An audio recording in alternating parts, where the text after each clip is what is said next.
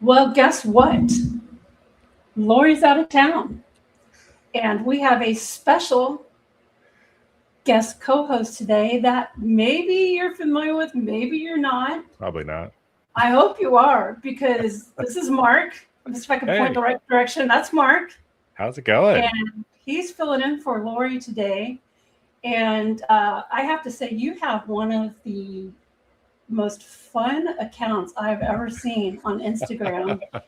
It is just I'll scroll through it, and I just want to let you know I don't add too many people to my favorites, but you're one of my favorites. What? Excuse Yeah. me. And when I scroll through, oh my gosh, it's like I know I'm gonna laugh because it's like it's I don't know what it is about the little animations that you show where it just shows your mouth and your eyes, and it's Oh, like that just that just makes me laugh so hard because I'm just like it's so bizarre, but it's hilarious, and I love bizarre. So, no, it's but definitely one of those things when you get into this space, and I just like to have fun with it. So I always say like yeah, all of the media stuff is my fun time job. I also love my full time job, but yeah, I try not to take myself too seriously. I've learned very early on that when you tend to take yourself too seriously, and then people obviously have a problem with the things that you do, you take them to heart like much more. So early on, I was like, oh no, I'm building this thing, I'm doing this thing, I've got to be prim and proper. And then eventually I was like, I'm not showing my prim and proper. personality here at all. I'm doing what I think I have to do. And then when I started to show my personality and I was like, oh, people like this. Okay, I'll just keep Yeah, having fun with it. It's just so much fun. And pens and notebooks, while we think they are exciting, they are typically somewhat boring to other people. So I'm like, let's have some fun. Let's personify a notebook and a pen. We have names for these things. We call them love things, that. right? We talk to them, Yes. let them talk back to us. So I have a lot of fun with it for sure. Let them talk back to us. Oh, for sure. I just, I don't know. I'm so honored to have you on, and because I am a fan of yours, and I'm sure that everyone else here is a fan. Because I'm already seeing people go, "Hello, Mark. Hello." But yeah, Mark, I'm gonna say it now, and because we're gonna have a special guest come on in about 20 minutes to talk to you just briefly, but I'm gonna have to say, Mark, you're our new juicy bro. I mean, we've got Brian is still our juicy bro, but I'm you're now a excited. juicy bro. You're a I'm juicy bro. I'm so excited to be a Juicy Bro. I've been such a fan of this podcast because there's not a lot of them out there talking about fountain pens, and definitely not doing it the way in which you two do it as well, which I absolutely love. And the Yeah, community is so fantastic. I think that, again, is something else that I've come to really enjoy about it, especially with fountain pens. I was right before we got started, I was telling Vanessa how in my very first pen show, which was the DC Pen Show years ago, I remember seeing her and I was terrified to come up to you because like you're so well known within the community and people were talking to you, and I was like, I don't know anything about any of this fountain pen stuff. I literally was just getting started in kind of the whole space. I was already so overwhelmed as oh was. gosh, I But know. so to find like actual podcasts that talk about this stuff, it makes me feel normal, like usually I'm just talking to myself in YouTube videos and stuff like that. So Yeah. it's been really cool to see other podcasts sprout out, and especially talking about like fountain pens and fun stationery like this. It makes it a much more fun place to be. Oh, for sure. And it's funny. I mean, so this show started with me and Lori meeting at the Florida Fountain Pen Show about, I guess it'll be like 3 years next That's month. incredible. That's 3 years or amazing. August or September, whenever we went. And I think from that, she took a workshop of mine. I was doing a wax seal stamp workshop, and she took Oh, that cool. workshop, and we ended up exchanging information. We just kind of hit it off, Hmm. Hmm. And it was around like November of that same year. She was just kind of like, hey, I know we've only known each other for like 5 minutes, but what do you think about doing a podcast together? I think we really have a great podcast. And I was just, I'm kind of a person like, yeah, I'm like, you know what? Why not? Let's try it out. And Hmm. if it works out, it works out. If it doesn't, then, it's not a big deal. We don't lose anything. And Yeah. we just ended up having so much fun doing this that, Yeah. I got the mic right here, guys. So I keep bumping it, but I don't want it to seem too close to my mouth, y'all. So sorry that I couldn't resist, but it's right here. So I probably keep hitting it, and I did it. So I'm hoping that you guys can hear me a little bit better Yeah, this you time. sound pretty good. But no, Okay. I know how you feel about it. I mean, I years ago I had started kind of a bit of like more of a podcast. It was like long form content on my Yeah. own. My entire background is actually I used to be in radio. I used to be a radio DJ for Really? for alternative rock and also a hip hop and R&B station years ago. Oh, And so wow. I've always loved audio production and talking and kind of doing all of those things. And so when I, got into making YouTube videos and all of that and a lot more podcasts were coming up, I was like, I could totally do this by myself. And I did it for a while, but it was actually quite boring, like just talking by yourself. So when I stopped doing that, and then I reached out to Jess, who I have a podcast that we talk about planners and notebooks and sometimes fountain pens, even Yeah. though they don't love fountain pens as much as I do, but the Planner Pals podcast, and same thing. Like I've known Jess for years. She's in New Zealand, so like our Oh, times are all gosh. kind of wacky. But she has an amazing community and YouTube presence, and I've been doing it too. And same deal. Like we just clicked, we just started working, and I was like, "Hey, do you want to do this?" And she is like, we are like opposites but the same in the same exact way, where like she's the actual planner with like a focus and goals, and she works towards Yeah. goals, and I'm the Yeah. big idea, let's randomly do a thing. So when I actually asked her, I was like, do you want to do this podcast together, she made me actually present to her like a business plan, essentially, like goals and No. objectives. Like, well, yeah, because I mean she makes content full time, so to take time out Oh, of oh, wow. that to be able to also do this, she's like, I need to make sure that it actually like has a vision, which was helpful Yeah. for me because that's where I struggle. And so she's definitely helped me out a lot. Like even before this, I was like, hey Vanessa, what topics are we talking about? Is there an agenda? Is there a blah blah blah? She's like, no, we just talk. And Oh I my was like, gosh. this is So so different. she is your Lori. She's your Lori and Is you're she? Yeah. Vanessa. Because I'm the same way. My biggest thing with Lori was, yeah, let's do a podcast, but I don't want to do any editing. I don't want to have to think, I just want, because I do that for other stuff, like if I do a review, I, edit that, or, and I'm already making up content for my own stuff. And I'm like, I don't want to have to like do that. I said, I just want to get on there and have fun. And she's like, yeah, that's cool. But the thing is she's not as detail oriented as your co-host. She's kind of in between, she's kind of, and which is fine because she's not like, she's super laid back and super cool. And I'm so sorry that she's missing this with you. I know, I'm so sad too, but I'm very happy to fill her shoes. The photo I made, I'm filling her hair. So, we're really having fun with it. I saw that and I was like, oh my God, he looks like he's got a mullet. With the hat and then her hair like back here. I love doing fun stuff like that. I mean, at the end of the day, we can't take ourselves too seriously. Like we're just having fun out here. So we have some comments. So we've got, hello ladies. Well, Mark, guess what? Hey, Richmond, Virginia. We've got Atlanta. We've got a hello, Mark. Hey.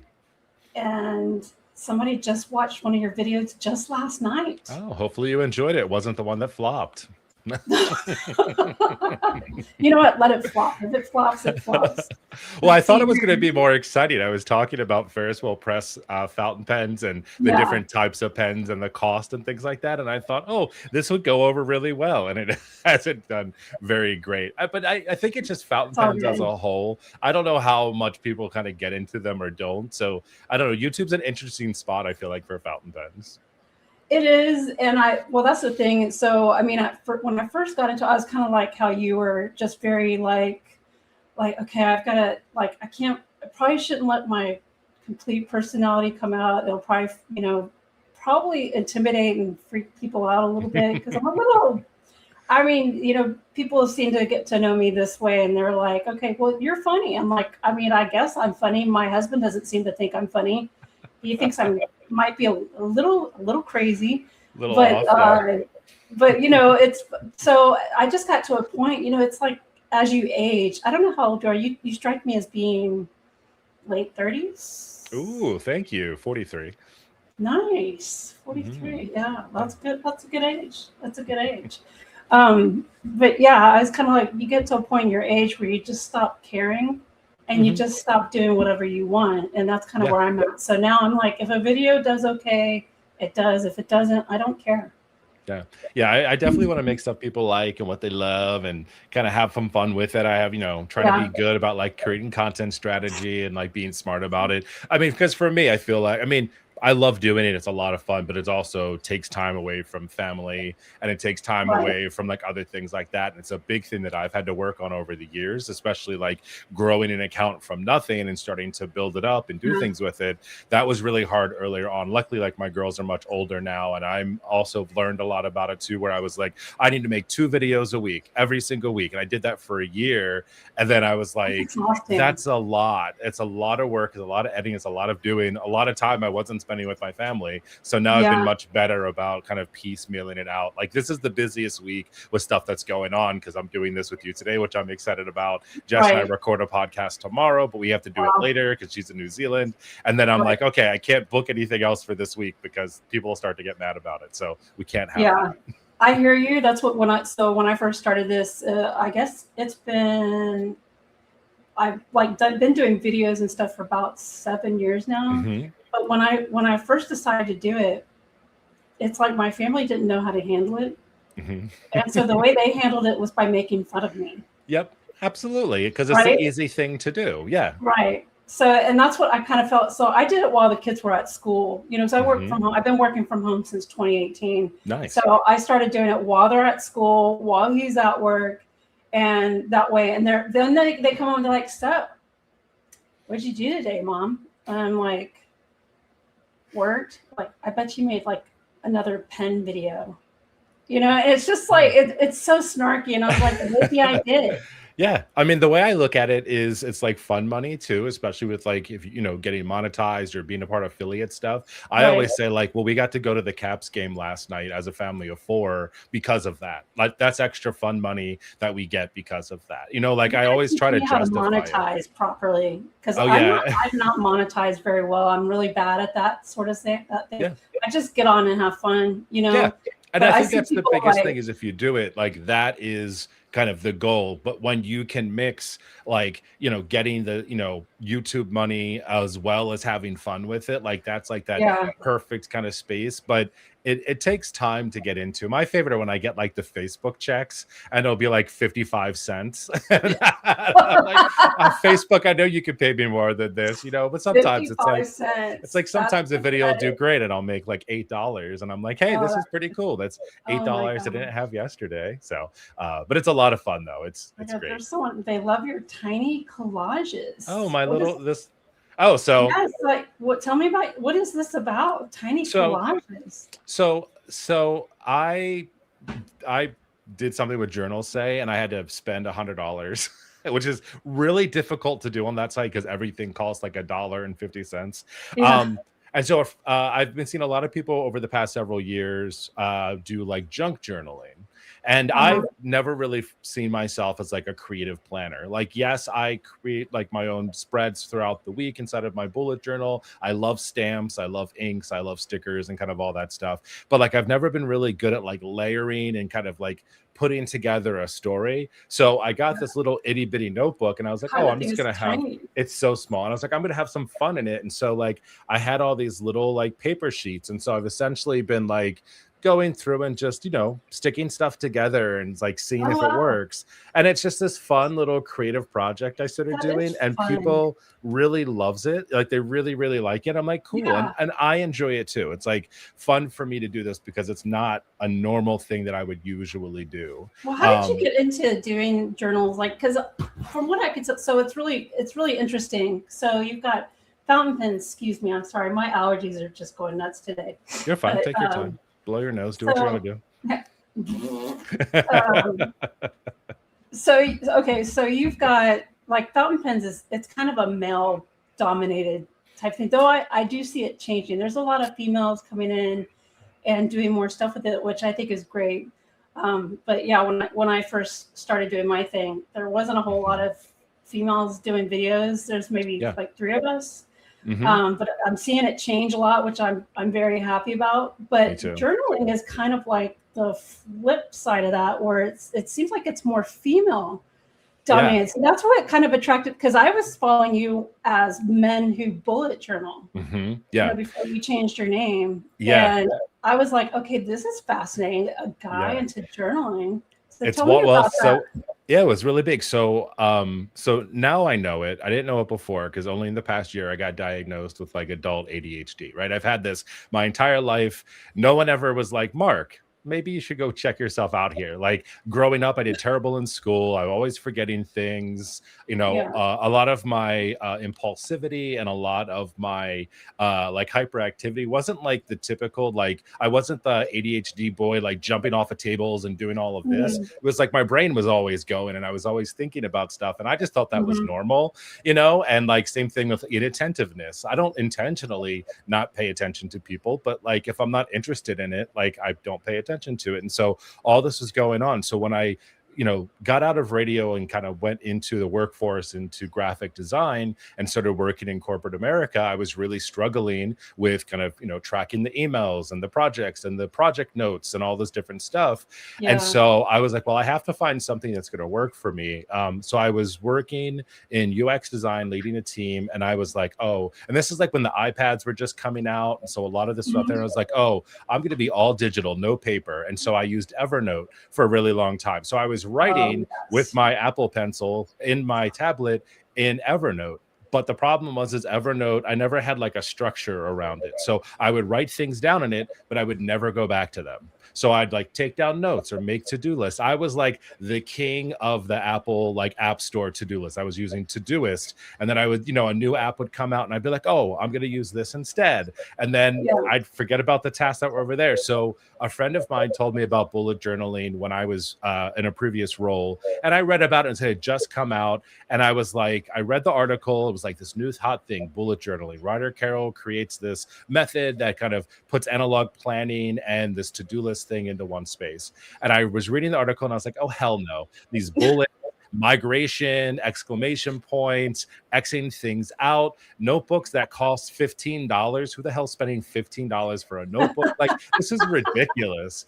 And so I kind of like put it in the back of my brain. And then I left that job, went to a new one, and I was a new individual contributor.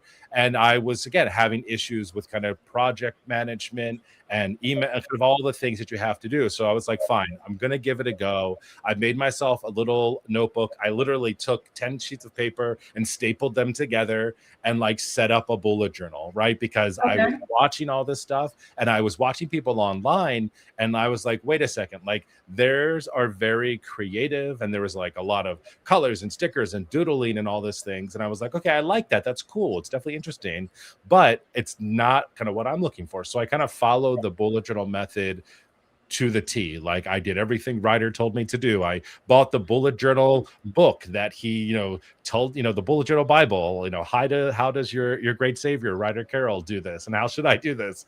And I followed through with it and it really worked for me. And I've been doing that for almost 10 years now. It's the only thing in my entire life, right? As I told you, like most things I'm like, oh, cool, sparkly thing. Focus on it for like 2 months, hyper focus, and then I'm like on to the next thing. It's the only thing I've stuck with because it just worked for my brain and I really loved it. And so there was like two things that I kind of set myself up to do when I got started. One was I wanted to focus on like layouts and grids and like understanding how that worked in an analog space because I was doing that for the internet. I was a UX designer, I managed design teams, so I was already doing that at work. And the other thing is I wanted to work on my handwriting. So I'm a lefty. So my entire life, everybody was like, you're a lefty, your handwriting sucks. You'll never be good at handwriting. Ouch. You can't use fun inky pens because you're a lefty. And I was like, oh, okay.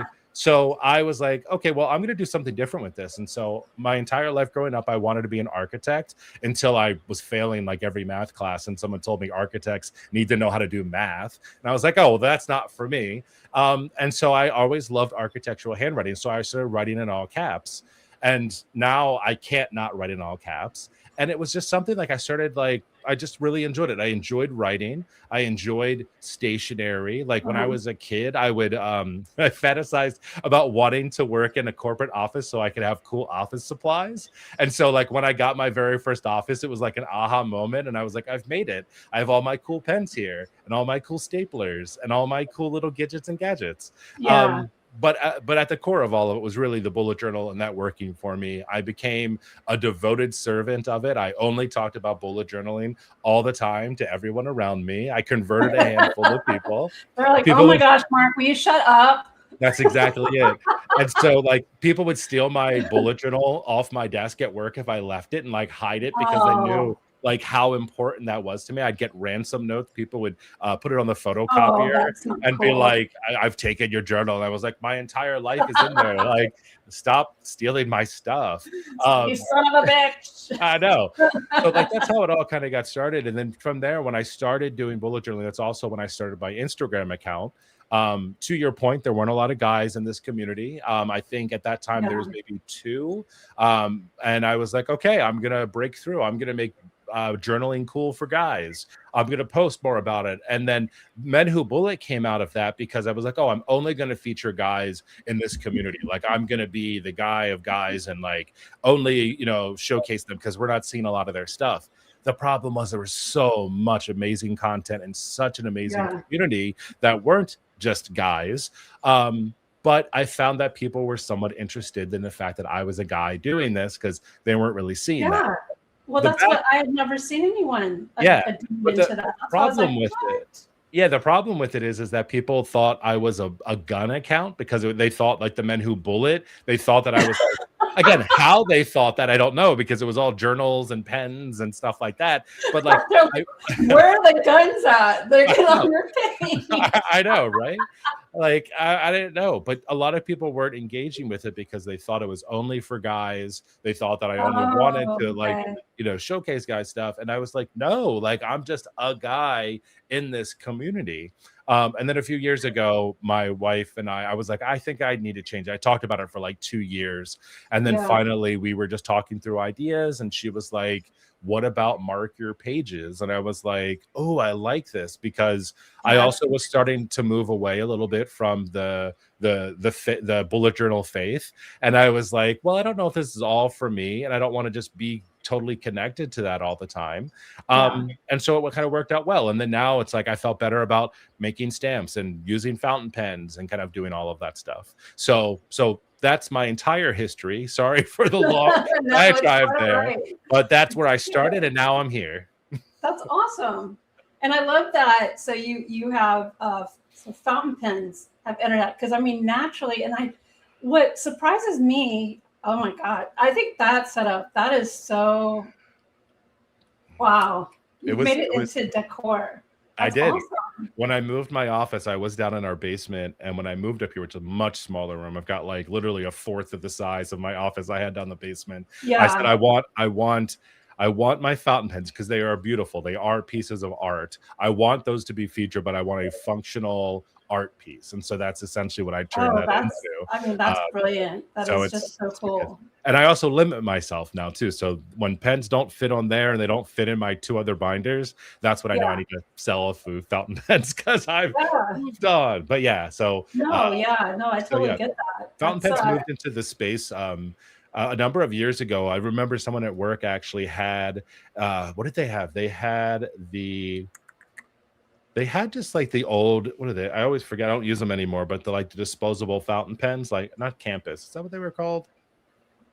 I don't know. The disposable fountain pen. She was like, you should use this. And I was like, no, like, I don't know. I'm not ready for that. I was always told like, I can't use a fountain pen because I'm a lefty. Like I'll smear it. And she was like, no, try it, do it. And I was like, okay. And then she actually had a vanishing point. And I was like, oh, how much is that vanishing point? And she was like, oh, $250. I was like, I would never pay $250 for a fountain pen.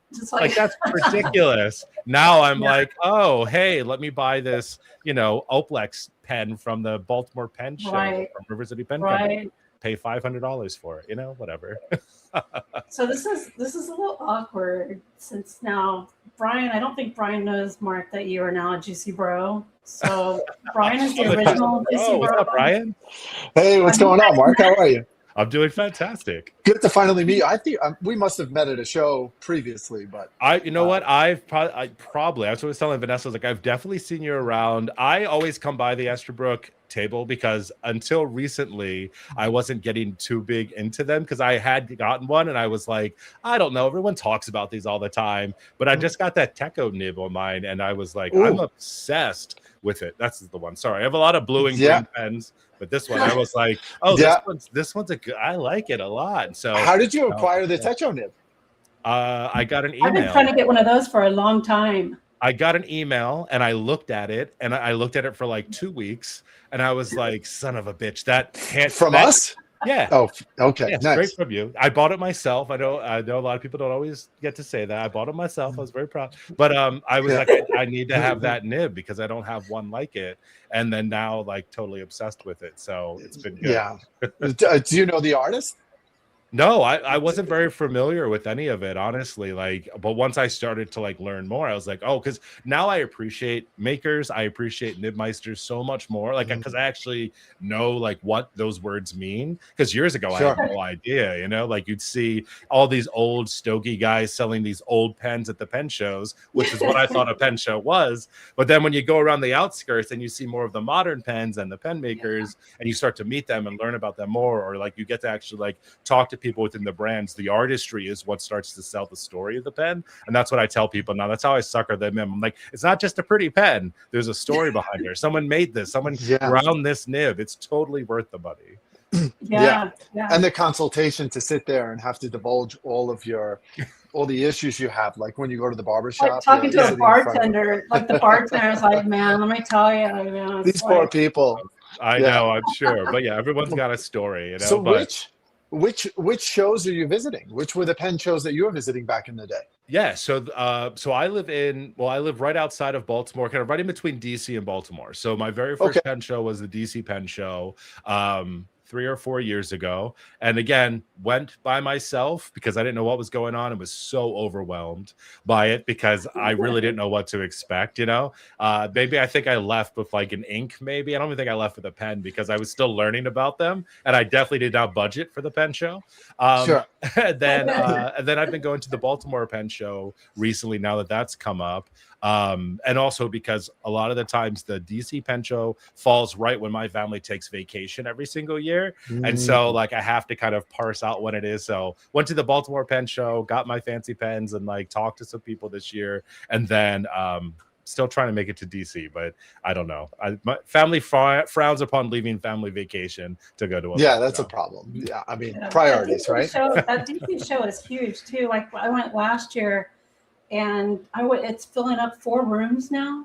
Yeah, like the big ballroom, and then it's like you have like 3 different satellites of rooms. And it's extremely overwhelming now. Well, it's an international show too, so a lot of the people who are in the overflow, you know, they're getting in for the first time because people who have done the DC show, they don't typically leave the DC show. Like if you're an exhibitor, you take the same space every year and you go back because it's a really important event. So if you're going to expand, unfortunately, you have to crawl through the hotel and you have to find some of these other rooms. And so you'll find some people from Turkey. There's like several different new artists and creators, Galen and some of the others you'll find in that room. So it's a lot of fun to explore, I think, because then you even have some of the small makers in that secondary room behind the lobby, which I think is really cool. Also, I actually like going in there to explore and see what these guys are doing because they're terrific. Saying that if you go to the DC show and someone took the spot that you guys are always in, would you be pissed? Yeah, I'm hoping that we have a little clout in that. I mean, we've been going there for 30 years, so I think. I'm just saying, like, but I'm just curious if you pitch a hissy fit or something, be like, what the fuck? All of a sudden, like Magna Carta is in our space. I'm like, Kieran, what are you doing? This is my space. Oh, I'm sorry that your entire booth's caught on fire. Don't know how that happened. No, your guys' setup over there is fantastic because I mean, you're right though. Like, there's always certain people in certain spots, like Luxury Brands of America. Like, you see them, they've got their whole thing lit up, you know. And then you got like Jaffa, and I think you guys are usually like right next to like Jaffa and all of them. I think, right? Yeah. And so like you see that, and the setup's always so nice, and it's always so packed. I think the very first year that I went, I was like, oh, I'd really like to go over there because I really wanted. I want to say it was like like the B page holder, I think maybe that you Okay, had that sure, year. yeah. And I was like, I got to get over there. I got to get over there. And there was so many people that I couldn't. And then it sold out. And I was like, you son of a bitch. So every year I'm like going back, and now I'm getting to know more people too. That's what I was telling Vanessa. Like now that I'm getting to know more of the brands, more of the people, more of the makers, because a lot of them, similarly to like other people in the community, it's a little intimidating. You're like, you do this for a living, you know what's up. Here I am, some little peon that buying these pens, whatever. But then like you sit down and you talk to people, and like there's a whole story and a life, and like their excitement about what they're doing is behind it. And I think that's what makes the pen shows for me so much more exciting than just going to like buy a pen. I'm going now to have conversations. There's an energy about it. Like I don't even go, like I was first going because I wanted to shop. I was ready to buy some shit. And after a couple of years, it became more about the socializing. I don't really, when I go to pen shows, I don't really buy so much anymore. I'm like there, I'm talking. I mean, I think the whole time I'm there making rounds, talking to different people. When was the first year you were there? Do you remember? I think it was 2021. 2021. Yeah. Okay. Yeah. That was when we did. Definitely a lot has changed over the last 10 years. Because in the beginning, when you would go to DC, it was all men. Yep. And then all of a sudden, social media started to hit, and then there became this like social culture that was related to it. So in the beginning, people were just coming to see their favorite pen. They were going to Montegrappa, Visconti, or some of the others in the room, and they were looking for a deal.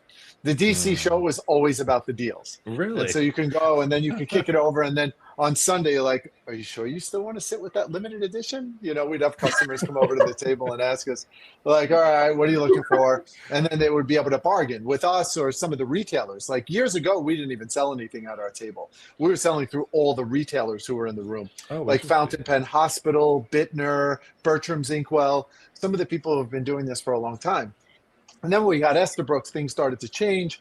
We had our own website, we had Shopify, and then really a lot had changed in the community. There were a lot more women who were interested in these sparkly pens, and so they would show up at the show. And much has changed, and it has become like a retreat. People show up on Thursday, and they hang out with their friends. That person that in Baltimore or New York who's coming up to DC for the weekend, they're interested in fountain pens too. Like I want to hang out with them. So you'll see after the show, they're all hanging out in the lobby. They're showing their hauls. They bring it to the table. They're sharing all their inks with everyone. So it's a lot of fun that way. And I think you're even starting to see this trend take place in other markets. Like the Dutch pen show is very much that now. People travel in from different parts of Europe, and they're hanging out together. Shannon's here, and she says, then they don't leave. Well, that's the fun part about it. You go, and then you just sit there forever, and you eat so much. I think Shannon must be here to make sure Brian doesn't spill any important information. That's what she showed up here last time Brian was on the show. And she's all afraid of her. Is she your handler? Is that what it is? Well, I mean, Vanessa has this, gift of persuasion. Like she's like, she convinces me to show things that I'm not supposed to show. And Shannon's there, texting me, hey, you better not. Yeah. Because if there is something that's revealed, all of a sudden the comments start to fly in, and she doesn't know how to answer them. So, so you're I don't like Brian's like, I'm going to go ahead and cause this chaos and have fun and be like, he's the one who showed us this exclusive thing. So are you going to deal with all the rest of it? So I understand it. But at the same time, I love an exclusive. Don't get me wrong. Well, I tell you what, man, the Estabrick, I have to say, so it seems like you guys are so good. Every pen show, especially revolving around Stationery Fest this time, the DC pen show, you guys always have some sort of big reveal or some sort of like when you were in Houston back in April, it was the new, the re-release of the gorgeous Sakura pen. That's what this one's called, right? Cherry Blossom, Cherry Blossom. Yeah. Well, same thing. But yeah, so it was not really, but yeah, sure. Same thing, whatever. It's Japanese. But yeah, so that was the big reveal, and he had like, the big banners out behind the tables and all that. And then We've got Well, we keep swearing internally that we're not going to bind these launches to a special event because it's very painful because something is always lagging. You know, the nibs are lagging, the packaging, the ink, yeah. something is always behind. You know, you're like, oh yeah, we can hit that target. We can launch that. That's no problem. DC, absolutely. What is that? 6 months away? We got it. And then all of a sudden, like you're on it. And the ink, literally the ink just arrived 2 days ago for this new Sakura launch that we have. Yeah. Well, so and we have landed right on my hand this afternoon. Oh my gosh. It's part so of being a pen lover. I've washed my hands like 4 times and it's still like, I mean, it is like, I don't think it's so that's crazy. how you know it's good pigment though. It's going to stay yeah. on your Oh yeah, page. well that's what I did. So Brian was kind enough. So probably so I don't like grill him about what they're releasing on Thursday. He sent me some things in advance, probably to get me to shut up about it. So I've seen it now. I know what it is. So now I won't grill him on. She's sworn to secrecy. I would say make her sign an NDA at this point. I mean right? So, but yeah. So Mark, your holiday is at the beginning of August. Yeah. So you're not coming to New York, are you? No, every single day Rich at Riverside Petting Company messages me. He's like, so you coming? You coming? You coming? And I was like, I really want to. Everyone's like, you should do some type of like make it more worth it to get your family to buy in, like do one of those little like little side sessions or whatever and like have people come to it. And I was like, I would love to. I don't know what I would do, but I keep trying to make it work and it just doesn't work out. And it just makes me so sad. But I literally would just because I'm close. That's the thing about it too. Like, you know, there's so many things that are going on. I'm so excited that like the Baltimore Pen Show is here now too, in case I missed the DC one. But like, I know you guys I know that Stationery Fest is about to happen. And like New York isn't like super far away from me, but it's enough where it's like a trip. But like I want to get to the point in my life where I can just go. Like I want to be like Julia here and just hop on a plane and like go to wherever the cool things are happening and like and be a part of it because the environment around it is so awesome. But yeah, I'm a little bummed. And you're representing all the guys. Like we need more guys. No, that's the thing. It's the opposite. I think what I think it is, and Brian, maybe you feel differently. You've been there for a while. It's not because I was the same way. I remember the very first time I went there, I was like, oh, my wife was like, what the hell are you going to this show for? It's gonna be like a bunch of old stodgy men. And I say like they're the ones wheeling and dealing on the inside of the rectangle in there. I think, but it's so much more like the modern pens that are really kind of catching a broader appeal. And I think also now because we've talked about it a lot and we're showing them a lot, it's kind of demystified the fountain pen where I was the same way. I thought like, there's no way why would I ever like, they seem like very out of touch. How the hell would I fill one or use one or do whatever? And then I think just by having people use them and like try it and see, you realize it's really not scary. And there's really cool filling systems. Like if you don't want to deal with a converter, like get a vac, you know, like that's so much easier to deal with. I even talked my wife and I bought her one, her very first one. She doesn't want any more. I've been offering to buy her more. She's like, no, I'm fine with this. She's like so happy with it.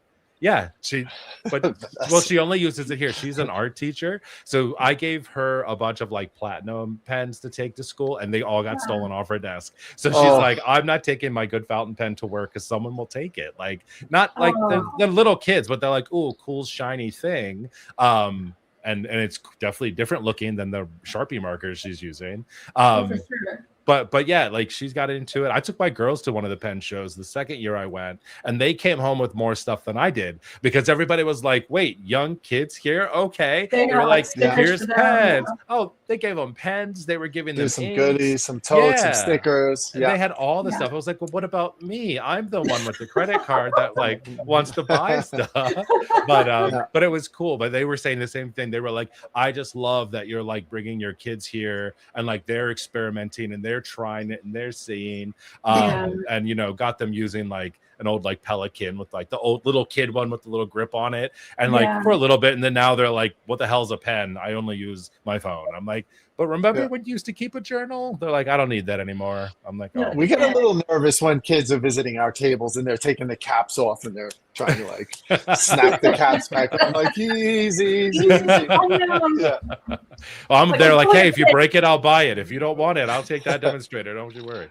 Yeah. But I'll say that Stationary Fest is probably more inclusive this way, where if you're bringing your kids to the event, they can see the stickers. There's a lot of tables, a lot of interactive activities going on where Yeah. you could swab inks, you can test them. There's like tester tables and so forth. So I think it's a lot of fun. It's been this kind of convergence of two communities coming together. You Yeah. know, there's Yeah. even a panel where Brad Dowdy, the pen addict, so he's hosting like a panel at 2:30 on Okay. Thursday, where he's inviting people from the journal community. I know Ryan from our company is going to be there, and he's hoping that they're not going to talk about journaling too much. Hopefully, it's more about like the merging of these two audiences. You know, Mhm. because I mean, we've been trying to make our brand feel more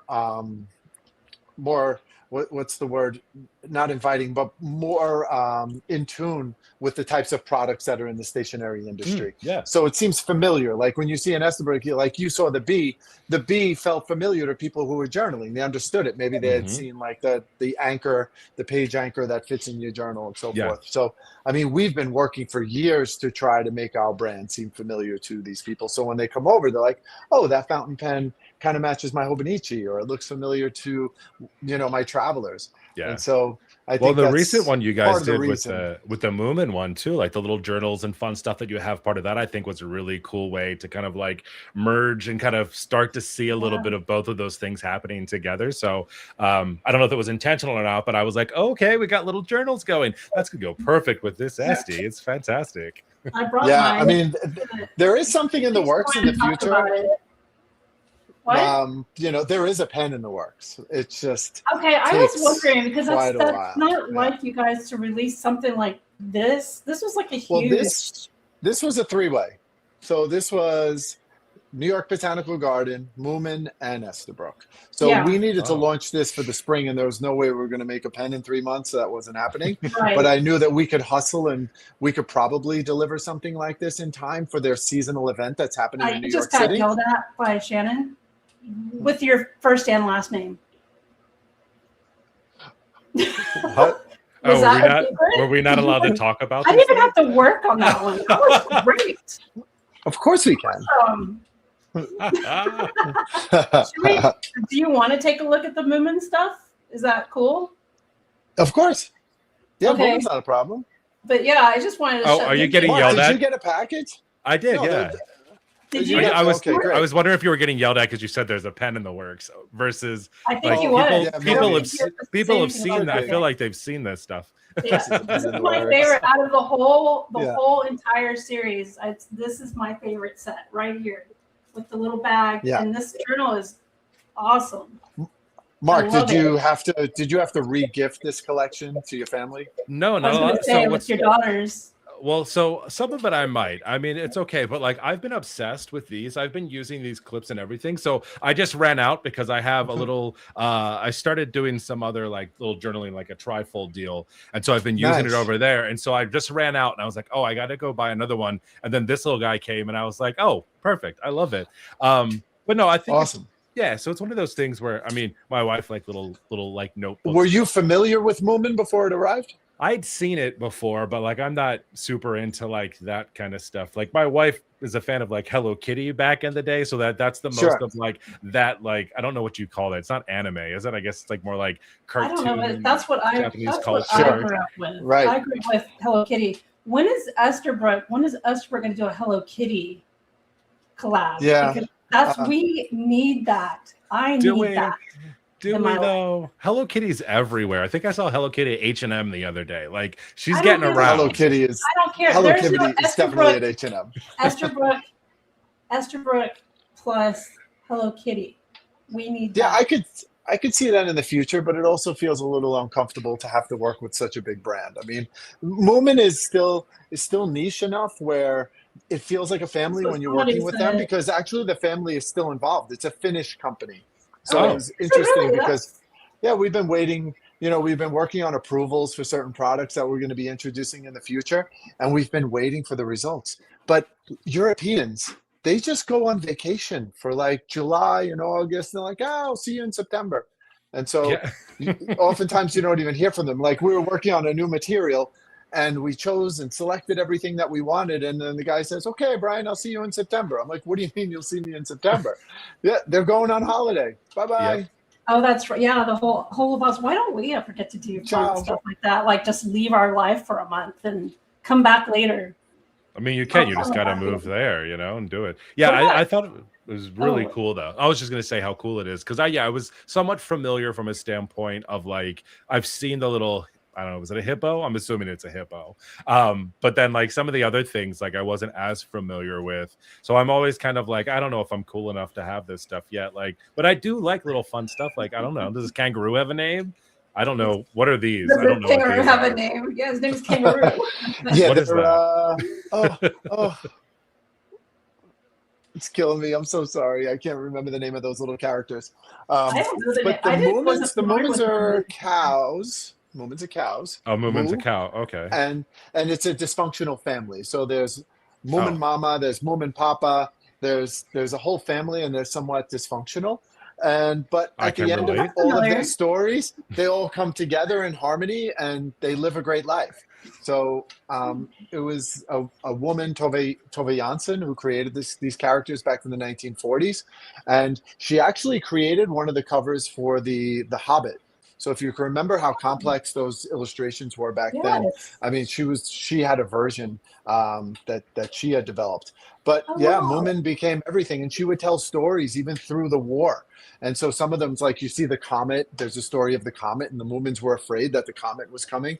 There was something else that was really the comet that was happening at that time, and that she was writing about, and it gave people kind of an escape, something that was playful and nice. But Oh, yeah, those are nice.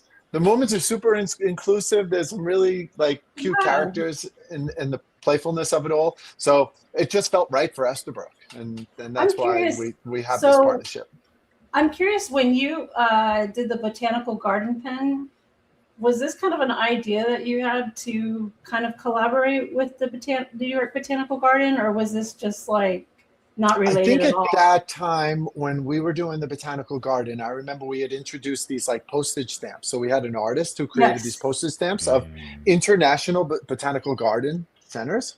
And Yeah. we had hoped at that time that we could potentially have a meetup at some gardens. And it's not so easy. New York City would have been nice where people could go out to the garden and they could journal for the day, and you could be with some other people, like-minded people, just to hang out and bring them together. So I think that was always the thought when we were introducing new products, is like, okay, how can we make this more inclusive and bring people into what we're doing with the brand, and kind of Yeah. just spread the word of fountain pens and community. Yeah. Oh my That's gosh, that would be awesome. amazing. Yeah, I think I actually have one of the botanical ones. I think that was my very first one. And because everybody was talking about Estes all the time, I was like, I wasn't as familiar with the brand.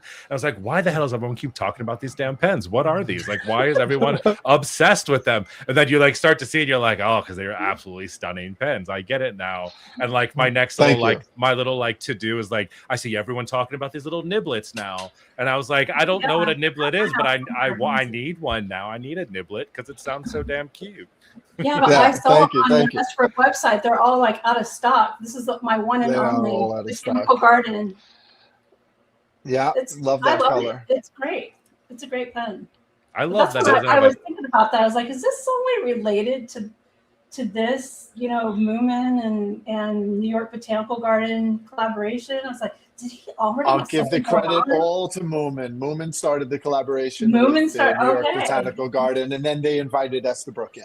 So, Oh, nice. That is and I'm so just happy cool. that they appreciated the quality of our paper, because the journals, they really had to be right. In terms of the design and the aesthetic, the look, the quality of the pages. Have you guys had a chance to write in them with a fountain pen?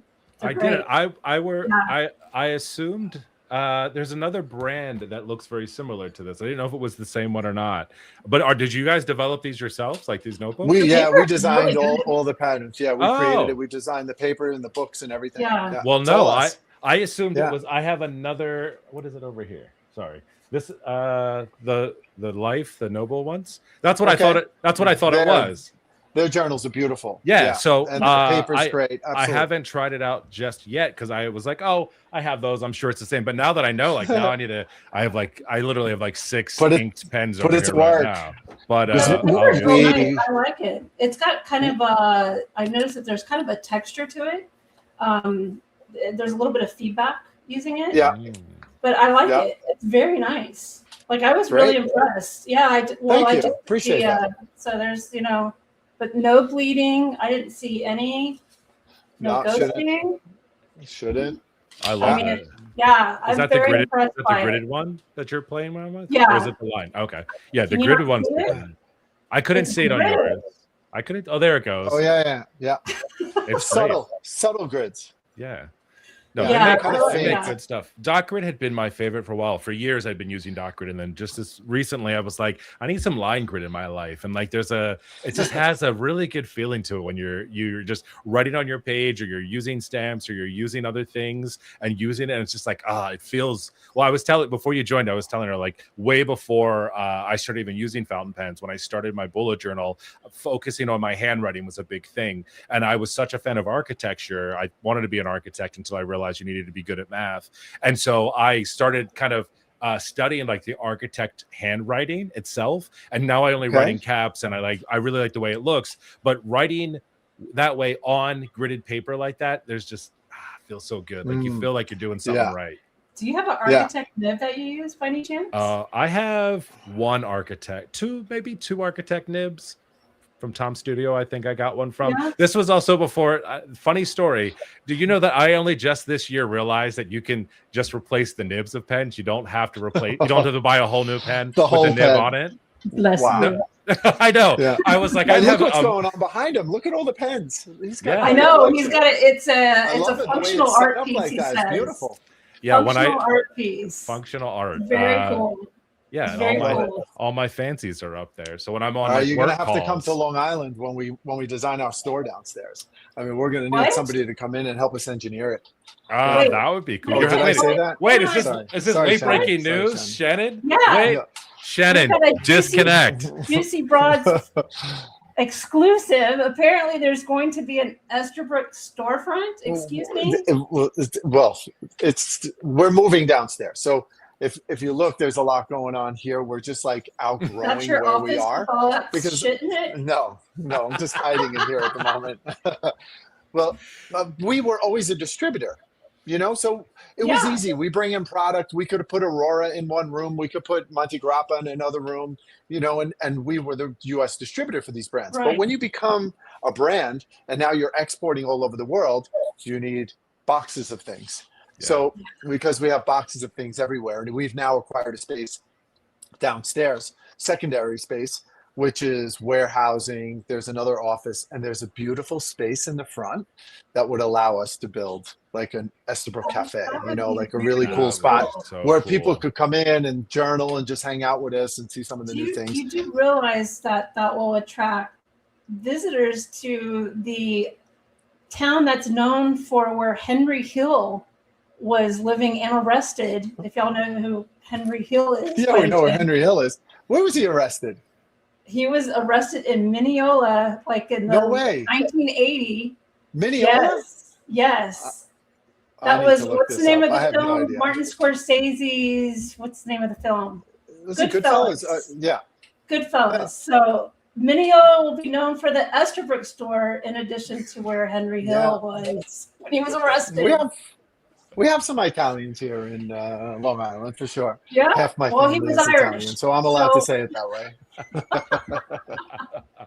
No, That's yeah. really exciting news. I think just having this space, it's like the Chase Cafe when like the banks are like, come hang out at my bank. But I think it's Wait. much more interesting when you have something like that, especially, I mean, like I said, like the pens are pure art. So there's so much you could do with that. And just to Shannon, also be able to get Are your you like a hands on barista? them. Can you do coffee? She will be. She'll be running social media. She'll be doing everything. She'll be sending out the NDAs, and she'll be making an iced latte. For somebody. Shannon, I want an iced latte. So Yeah. she's like bitching I'm- someone out on messages. She's coming here. Shannon's visiting us tomorrow. Is she? Actually, She's gonna, we're gonna put her to work. We're gonna have her lift these boxes and move them That's right. downstairs. It's time to go through some boxes, Shannon.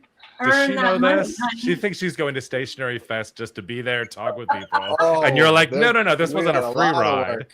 We have a lot of work going She on here. says no Diet Coke, but are you gonna pay her in Diet Coke by any chance? You know she's obsessed with Diet Coke. Sounds inexpensive. Yeah, go. Sounds for it, sounds like barter will work.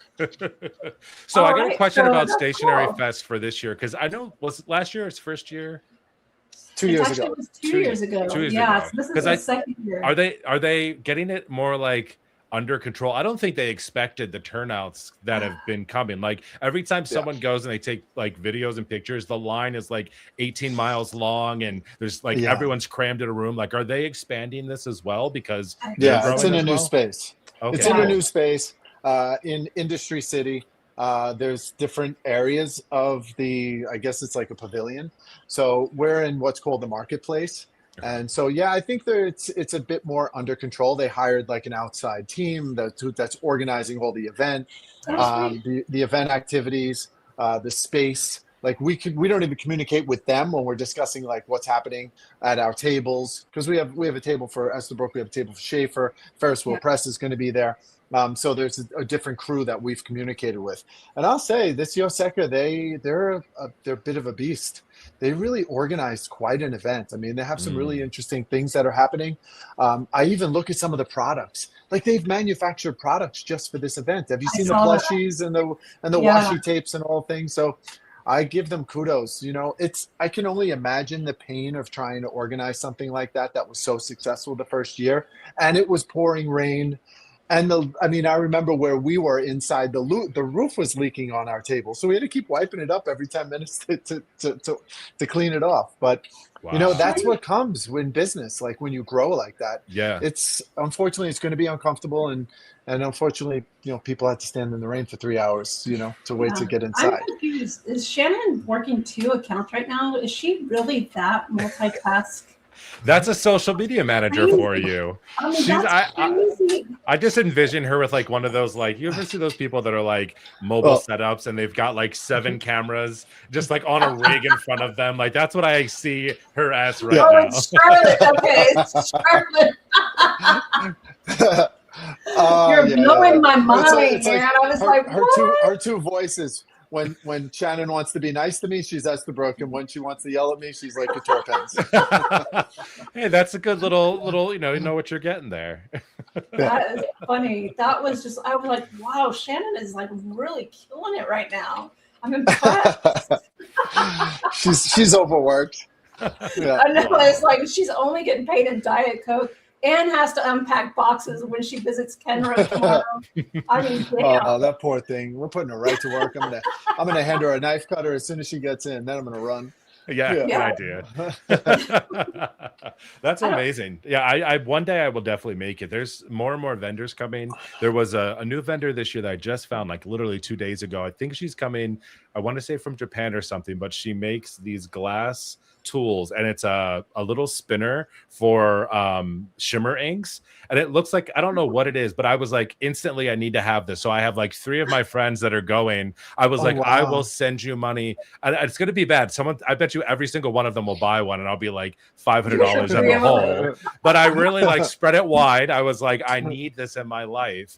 But like there's all these cool vendors that are going now that I think that, again, because it's expanding, and I was just like, I don't even know how I can comprehend it. It's literally incredible. It's like I went to a planner conference. It was a Go Wild planner conference. I've been to 2 of them, and you know, you don't realize that there are your people out there until you go to some of these events, and it feels very nice because you're like, okay, I'm not alone in my crazy, but it is so overwhelming at the same time because so many of us, we're going because we love like the product or the idea of these things. Stationery Fest to me would be so overwhelming because it has all of my favorite things. It has the journals, the planners, the pens, the stamps, the cool little kitschy things that like you can't get anywhere else that I have to have in my collection. Yes. And I'd say it's at some level, even, you know, for some of these smaller artists who are like really organizing themselves to come out here, Mhm. a lot of it's paper and it's very expensive to ship paper. So I can appreciate why, if you like this artist and you respect what they do and they show up to this event, like you want to buy things from them. It's like you want to give to their charitable cause, right? Yeah. I mean, Oh, most of the 100%. people who are coming to the show, they don't need more stickers or stamps or, you know, kind of these personal products for their journals, but they want to invest in that person and make them feel good and make them feel appreciated, because it is a lot of work to put it together and come. I know us, like we're going to have a very big exhibit at this particular event, and we've put a lot of effort into like it. something It's like just like, that, maybe? Because somebody's that? already asking. They're asking about oh yeah, Sakura Sakura Dragon. Dragon. Yeah. Yeah, so It's we've been teased working like on that crazy project, lately. for like 18 months with this Wow, really? artist Cindy. Yeah, we met back at the California Pen Show in February of 2025. Oh, So goodness. we've been working on this thing together, and I saw this painting that was in her work, this illustration that she had created, and I was like, oh my God, that's so beautiful. And at that time, I remember the aesthetic, and I kept getting pounded from the people on my team, like, we need more purple, we need more pinks. And so this is how long it takes to you know, to make that come to fruition. I used to say, like, Estabrook was nimble, we were able to move, and we, you know, we weren't like Mont Blanc, like this big ocean liner that's really challenging to move. You know, You it's don't like, need to be Mont Blanc. we used to be able to pivot, but now pivoting is not happening. Yeah. Like, so it takes a long time to build a product. But yeah, I mean, this was the scene Oh, of that's cool. That's of so her creative, cool. but it had much more muted tones at the time, and then she was open to like making it a bit more vibrant, and she put together a collection, you know, that's really refined and beautiful. And you probably have seen some of the work that she's done, you know, even like the gold foiling and this. So was that her concept, the gold foiling on the package, the card that the pin is on? That's so cool. Yes. So yeah, cool. all of Cindy's inspiration, even like the packaging and how it opens. Like, I love that. I love you want to see what's inside? Yeah. I'm not allowed to show you. I'm not allowed to show you. I was gonna do I'm that getting trick. so I actually much have mine trouble. right here. I've got the empty box, and I was gonna try to freak you out and open it and pretend like the pen is in there, but you beat me to it. Oh, yeah, so that's funny. But yeah, so we're excited. Cindy's going to be at the event. I know she's been planning for it for a while too, and she's a smaller artist, you know. So we're just happy. From California, or is she from? Where is she? She's from California. Yeah. She's from California. So okay. when we started, I mean, she's obviously very talented in what she did. I didn't realize how talented she was. I just knew that she had this creative that she made that seemed appropriate for the direction of where we were moving. And I was like, yeah, let's do this together. She just seemed like the right person to do it with. And fortunately, I was right, because I mean, all of the little things that she's designed have been brilliant, and I'm super excited. And she even challenged us to do certain things to the pen that we had never done before. And this material is completely new for us as well. So it's pretty exciting. Very cool. I'm very impressed with the clip decoration. So yeah, tell us how the pen feels in hand. I'm holding it right now. Oh, well, I need to see, like, how's it look when you're holding it in your hand, though? Like, how's it? Come on, Mark. Off camera, but it's right here in my right hand. I'm looking at it right now, and it's impressive. In fact, there was a question that others are going to want to know who can't make it to Stationery Fest. Yeah, it's going to be available everywhere. Like, every major retailer who's an Estabrook partner has invested in this collection. And what I like about it is that it is a collection. So just because, you know, we're coming out with a beautiful pen, I mean, you could still be part of it by owning one of the pins. I mean, the pins are oversized. They're so much fun. They look great on journals. It's just so cool.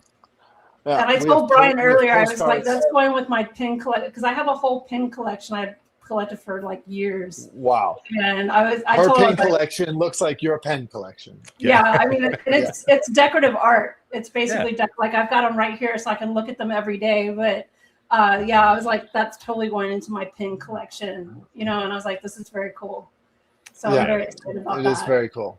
It's cool when you do stuff like that too. Like you said, like having those smaller artists, I think that's because of a big thing, especially with larger brand too, is you kind of see that, and it feels say unrelatable, but some of it really does. It's just like, okay, whatever. So when you start to like find these things that are a little bit different, I think that's also what gets things to start to stand out a little bit more. When you kind of do like the old stodgy kind of look to it and everything else. But sometimes it's nice. I didn't realize Schaefer was a part of your piece too, because I just got my first one last year, and honestly, it was my favorite pen of last year, mostly because of the nib. The Legacy.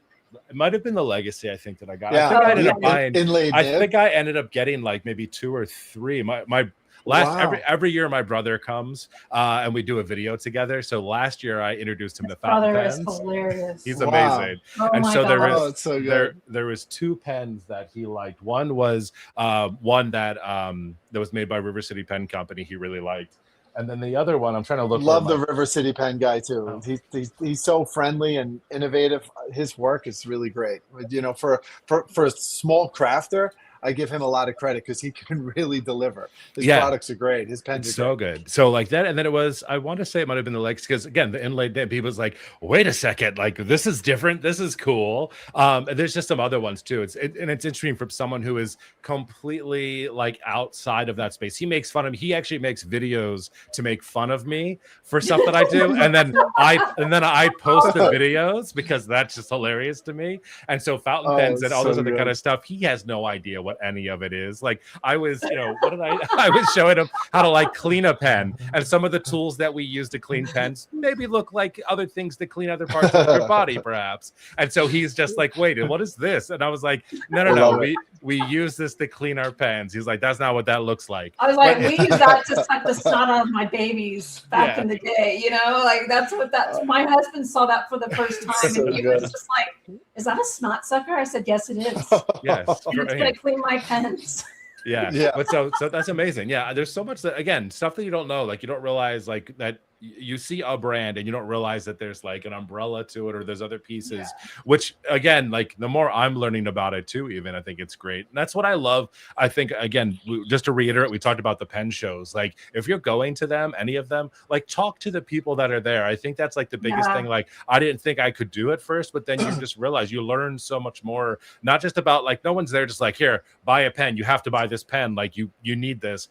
I mean, it's, the pens sell themselves, let's be honest, but it's more about like getting to know the people that are actually behind this, because sure. Like if I'm sure if you didn't love this, Brian, maybe you wouldn't do it, right? Like put all this time and energy into it. But there's so much to kind of manage there, but to be able to like talk with someone who loves it as much as you are, that you do yourself. And I'll say if you start to speak to some of the vintage guys, some of the people that you said were in that rectangle in the middle, they're extremely bright, and they're just doing this for a hobby. And they have so much knowledge. Like if you could point to a pen on the table, they'll know the date, they'll know the year, they'll understand, they'll know where they purchased that pen.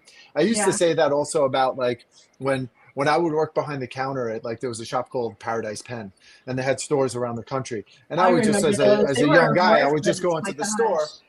And on the weekend, I would be working behind the counter, helping the salespeople pushing out Aurora or Monte Grappa, whatever the product is that I was selling at the time. And someone would come in with a pen with an engraving on it. And it was a pen from like 30 years ago. And they would have a name. And I was like, somebody gave me this pen. I has my name on it. I don't know what refill belongs inside. And I would always ask them, like, where did you get that pen? And everyone knows. They know who gave it to them. So if you gift someone a pen and it has their name on it, like they remember that for life. Like how do you forget like somebody gave you a pen for your confirmation or for your graduation or so forth, right? Yeah, I love the stories where people are finding stuff that like their grandparents had. I'll get a lot, and I'm more of a modern pen user than I am kind of more of the classic. So I don't even know anything. They're like, how do I do anything with this? And I was like, I don't want to tell you anything that's gonna like break this classic pen that you maybe have. But like, but you're right though. There's a story behind it. I don't know. Knowing me, I'd be like, oh, put something in there, and it would like break their pen. I don't know. But that's your next phase. I don't think I want to go there though. Honestly, like I love good modern pens. I love what's happening. I love cool materials. Like I'm on this like kick right now where I just got this one from Papa J. Right, it's freaking crazy. It's nuts. His wife puts little flowers in the nibs and like all this kind of cool stuff. But but like this is stuff that you don't see everywhere, right? No. And so it's like one of those things where you go, like, I'm always on the hunt for things I've never seen before versus kind of things you can kind of get anywhere. And sometimes it is just like the material it's made out of. Sometimes it's the story that kind of goes behind it. Yeah. Like, you know, when you talk to like Zodiac Pen Company, for instance, like you talk to him and he's talking about like why he made the pen and who inspired it and like all these things. I'm like, well, I bought a Pisces because I'm a Pisces, but now I need a Taurus, or I need this other one, because the stories behind it make so much of a bigger deal. And I think even with like what you guys are talking about, like, you know, partnering with other companies, partnering with botanical gardens, doing all that kind of stuff, it just makes it so much more interesting. And I think finding, same way with pens, but like notebooks, like finding your style, finding something that speaks to you, like you finally feel seen. And that's definitely something that I think makes a really big difference. Because and Mark, there was something that you had mentioned also, is like you felt like when you went to these events, like you felt like you found people who were like-minded, right? People. And you found your people. And I think that's also what we're trying to do, because we believe in the fountain pen community. Like if you go to a show, each one feels the same, whether you're in Malaysia, the Dutch Pen Show, New York, Washington, D.C., it's the same community. It's just in a different part of the world. And we feel like if we can expand that, like Moomin, you know, they don't have a fountain pen at the moment. They will have a fountain pen, but we believe that people who like Moomin and who appreciate the products that already exist in the market can also be lured into our fountain pen world. So we're hopeful that, you know, Estabrook can spread its wings, you know, by saddling up to, you know, some of these other licensees, but it has to be right for us. It has to feel correct. So what you're saying, Brian, is your mission is to penable the world. That's what it's sounding like to me. I'm hearing you're like, we're gonna everybody. Everyone should have a nice shiny gold ballpoint. Oh wow. That's cool. Mark's like, oh, what is that? What's a ballpoint pen? To be in my pocket. Shut up, Shannon. Yes. What is that? She didn't say nothing, but I'm getting to her before she says something. Oh, it's so funny. No, you're absolutely right. We're trying to penable the world. Yeah. All right. That should be a sticker. Let's penable the world. Estabrook, we make pens. We make pens. That was Vanessa's slogan for us. We make What pens. else do you need? Somebody, I mean, we've got suggestions for a Vanessa collab. I don't think they remember Candy. That was kind of a collab, like a long time ago. You won the contest. No, the little drawing contest that I we didn't had, win the right? contest. Did I you didn't you win didn't the win? contest. No, Oh. I didn't win. Somebody else won, but you just thought I was so freaking cool. You're like, okay, Yeah, well, we this Candy pen sounds need to make fun. that pen. Yeah, we need to make that pen. I think you also need to take some of those accessories, like I'm still obsessed, Vanessa. You were telling me when I was asking you about those charms that you had for your notebook with like the little brass knuckles and the little like knife, because you don't see stuff like that out there. And literally, like that was my biggest thing, because I just started playing around with. There needs to be stuff like that out there. I was actually thinking of combining my own shit. No, I don't know if I'm the should. only person. Am I the only person in the world that likes weird shit like that? No, that's the thing. I I am. had a hard time finding it. So I just got a Paper Republic because I saw this forever. And I was like, I need a charm, but there's not a lot of charms that like. Well, what do you got? What is on there right now? What is that? A little Game Boy that I found at a Michael's, like a Michael's, right? Like, That's because cool. everything else out Love there it. really wasn't my aesthetic. Like my wife and I were playing one day. She's like, we have a family that live down in Sanibel in Florida, so we have like all these shells. Nice. And so we started like making little like stuff, but like that's not really my aesthetic though. He right? just brushed over Sanibel. Yeah, I mean, by the it's a way. little too frou. I think Estabrook and I should collaborate maybe on a charm very similar to this one right here. Not sure about that one, but there might be some others we could do for sure. Could we do like an Estabrook? We need a line of gangster charms. Rated R charms. Yeah, like a little half burnt cigarette, like a little a little lighter. I'm down. You're Vanessa. just like. I mean, You're melting my heart right now. No, I'm just saying. Music to my ears. That's what I'm saying. So you did the enamel pin. So now you guys have been through what it's like to make little enamel pins. Now we can make little enamel charms. Some knuckles. People get pissed off about easy. the knuckles. Love it.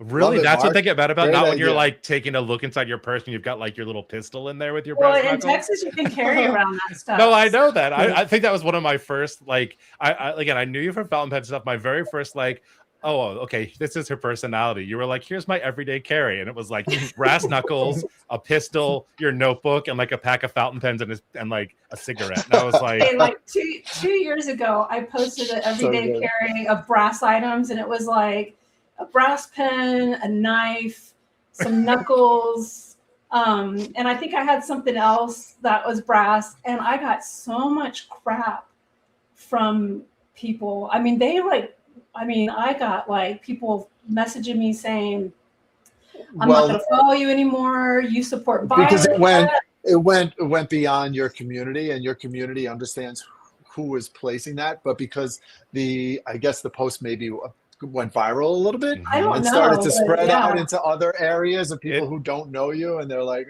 it is the best worst not sure about thing this when one. that happens. I tell you what, I stood my ground and I fought people on that post, and I left it up. I was like, I'm not taking this down. The last thing I would want to do is argue with the person who's literally posting their knives and the brass knuckles. Like, you're like, I didn't just buy this for the aesthetic of this post. Like, this literally is in my purse right now. This. Yeah, it's like, this is part of my everyday carry. So good. Excuse me. No, so it sounds like we are very much on. We're getting these charms made. It's going to be fantastic. Let's do it. It's going to be incredible. It wouldn't be the first collaboration we've had together, Vanessa. So I dig it. I'm down. All right. We're going to have to figure something out. Like a gangsta pen. Oh, gangsta something. Gangsta something with us. Like a little. Mark didn't say pen. He said charms. Okay, no, we can do a pen. I don't care. It'll be like whatever you it'll want be to like do. a little Virginia Slim fountain pen, like one of those, like a Lilliput, but in Vanessa style. Love it. That would be fun. Absolutely. Yeah. Yeah. Well, you might lose some people. You might lose some Esterbrook people from it, though. Well, we might gain a few. You might, but it might not be the right people you want to get. You'll have to test it. You'll have to test it at a show or something first before you start going. Oh yeah, definitely. But that's what I was thinking. Which show? Yeah, which show would it be? Yeah. I mean, who would be the less? I guess Miami. Miami.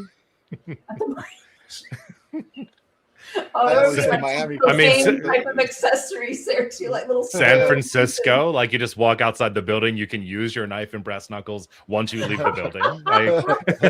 Like, feel safe. Yeah. Definitely. I didn't say that, Mark. I mean, one day I'll go to that show, and then one day I'll get stabbed outside for saying those things, which is what it is. Well, hopefully not. But that show's great also. That's like number 2 on the circuit. I was gonna say that one is on my bucket list really right here. That the San Fran show is so overwhelming, and I'm just like, gosh, is it possibly as overwhelming as the DC show? Because DC is it's a lot. Well, I think it's great because you can visit San Francisco and the weather there is terrific, and there's so much to see. Like, if you go in 3 or 4 days early or stay long, you're in San Francisco. I mean, it's beautiful, the whole area. You know, once you travel outside the city. Yeah. Well, every year I'm like, I'm going to do San Francisco this year, and then it's like the Brooklyn show came around. I was like, I'm going to do the Brooklyn show. So. Yeah, it does feel kind of weird sometimes to be like, I'm planning a trip to go out of my state to go to a fountain pen show. Like, it's, so I feel like anytime you do that, you have to make it kind of a destination. Oh, look, Jess is in the chat. Absolutely. Hey, Jess. Like, when she came, because she's in New Zealand, so she came here for the Go Wild planner thing, but she brought her husband with her because it was in DC the year she went, and they made like a trip out of it. Like, I can't imagine like going across the country for me over to the West Coast to be like, I'm going to go to a fountain pen show for the day. Like, I absolutely would need to make it like a family trip and be like, see you guys tomorrow. I'll be back later. That's what it's like, all right, well, peace out. Like, well, Isn't that what you're doing now, Vanessa? What? You're like bringing your daughter to New York. She's bound to you for one day, right? Kind of. So when she found out, when she found out I was going, she kind of invited herself along, and I said, okay. I said, it would be nice to have you along. Why not? But she goes, I said, but so Thursday night there's a thing going on. We got to go to that. And I said, I mean, we have to go. And she was like, okay. And I go, are you going to go to the show at all? She goes, I don't want to deal with any of that fountain pen crap. I mean, she's like, everybody says she's like my mini me. She's just blonde. But that's what, and I was like, okay, fine. So that's what Friday, she and I were going to go explore Manhattan. We're going to do all the touristy stuff. Like, she's a planner too, which is the opposite of me. I'm just like, oh, it's just whatever. She's like, we're going to do this. I'm making a list. If you want to visit anything specific, you need to let me know and I'll work that in. Girl's 20 years old doing this. I love She that. knows what she wants. What? She knows what she wants. She does. And apparently she's going to get it. I mean, I'm just like, whatever, boss. She's scary. She's really scary. Randolph Goodman. Well, so that's what Friday we're gonna go do all kinds of stuff. Then Saturday I'm gonna be at Stationery Fest all day, and she's gonna go off on her own, which I'm a little worried about. I told her, I said maybe I could talk. I don't know. I have to let her do her thing. It's very hard. Oh my God. Where's her target? Is she going to go to Soho? Is she curious about that? Like, she's really set on going to this Friends tour thing where they take you to all these Friends spots. She really loved the show a lot. Yeah, and I was like, and I'm like, nobody's smiling on a tour bus. You ever look and you watch them go by? Everybody's like nobody's smiling on a tour bus. But yeah, I told her, I was like, you could do the Friends thing on the Saturday. It's like, I think that would be nice, but I'm really not into that. I want to see other things. I'm not. You do the Friends thing on your own. So she was cool with that. But that's smart. I said maybe the weekend's supposed to be nice. Oh well, I hope so. Maybe we can get are any of your kids going to come, Brian? I mean, this is kind of your neck of the woods, isn't it? My son said he's probably going to try to stop in on Saturday, Friday or Saturday. Yeah. So cool. Do you make him work? Is that why they don't want to come around? That's what they. Oh well, it's pens. Unfortunately, they haven't been enabled at this point. Okay. My son's more into the marketing side of it because he actually has a company that he's built over the last couple of years with a couple of guys. So we constantly talk all day long. Like, what pod are you listening to? What are you curious about? I have this retailer. He's thinking about this, and then he'll pick my brain a little bit. So I think he wants to come to the show just to see what a show is like and how I'm exhibiting and what's happening with the brand. So yeah, he'll support me that way. But my wife and my daughter, they're not coming. They're not into it. Okay. Is he going to come to the Thursday night thing that you guys are doing? He's not. He's got a work thing. Okay. He's going up to Boston. So I think he gets back on Friday. Oh, okay. Yeah. That's cool. So, but I'm going to check out because it's getting late here and I got a couple of things to tie up before I leave. But Mark, it was an absolute pleasure. Yeah, and I got to put a list together of what Shannon's got to do when she comes in tomorrow. So, well, have an amazing time. Good luck with the show. I will be living vicariously through everybody else that's going. Thank you. Just wishing that I was there, but I definitely will catch up and stop by at a show in the future.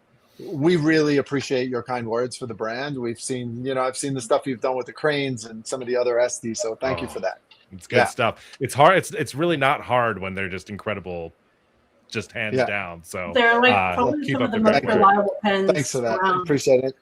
And Vanessa, thank you for inviting me on today. Absolutely. It was great. Appreciate it. You are welcome to come on any show, any Juicy Broad show you want. You're the original Juicy Bro. He's the Juicy Bro. He's the Juicy Bro. I like bros. I never had a brother, so here we go. Thank you. Aww. Thank you. Mark and Brian brothers. That's adorable. All right. See you guys soon. Bye-bye. All right. See you later, Brian. Bye. Watch him not disconnect and reduce. Maybe I need to disconnect him. Hold on. Don't take your phone to the bathroom, whatever you do. I was like, we could just watch him pack his computer up and stuff. Just bye. He's got his AirPods in. He's in the bathroom. You're like, no, turn it off. Turn it off. It's like Austin Powers. That'd be amazing. It's so. I think it's so. it's so cool. Like I said, getting to know it. I didn't actually. I'm Oh sure. my God, I can see him, the footage. How do I get rid of him? Because he is walking around. Oh, I mean, he's not. He's Oh my not God, on the don't go main to the street. bathroom, Brian. Don't do it, man. Turn off your phone. Hold on. Do I kick him from? Oh God. Shannon, you have a direct connection. Tell him he's still on. Okay. All right. I don't want to see whatever happens next, because after being on with us for an hour, you might have to go to the restroom, and I don't want to be there for that. No. We were That good might on this ruin side. our friendship. Oh my gosh. Or make it better. Now you got like blackmail. You're taking screenshots. You're like, remember that conversation we had? You remember that pen I wanted you to design? Well, guess or what, else buddy? It's I'm releasing happening. these. And he'll be like, how is it happening? Well, I got some photos. And that's how we treat our friends around here.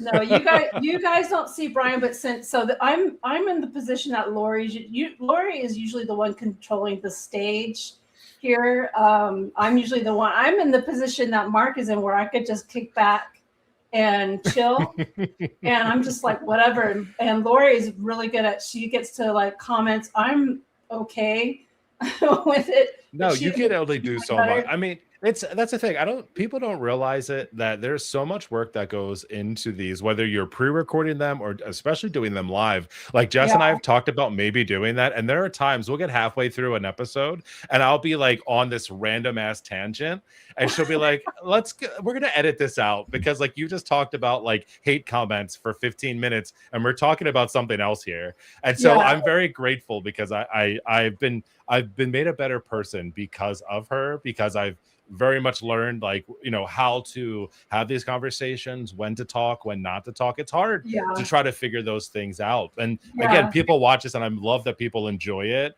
and that you get to see it as like this show, but it can be stressful on the back end trying to figure out like, planning when to do it, life happens, still trying to do it because people come to expect it. I'm sure your Juicy Broads crew is like, no, like where is this today? Because I don't see it. Yeah. Jess does love a side tangent until I go too far. That's the problem. I hear you. We do the same. We can't. Sometimes we don't get onto the topics until about 10 or 15 minutes in the show, and then you'll see a nasty comment from somebody.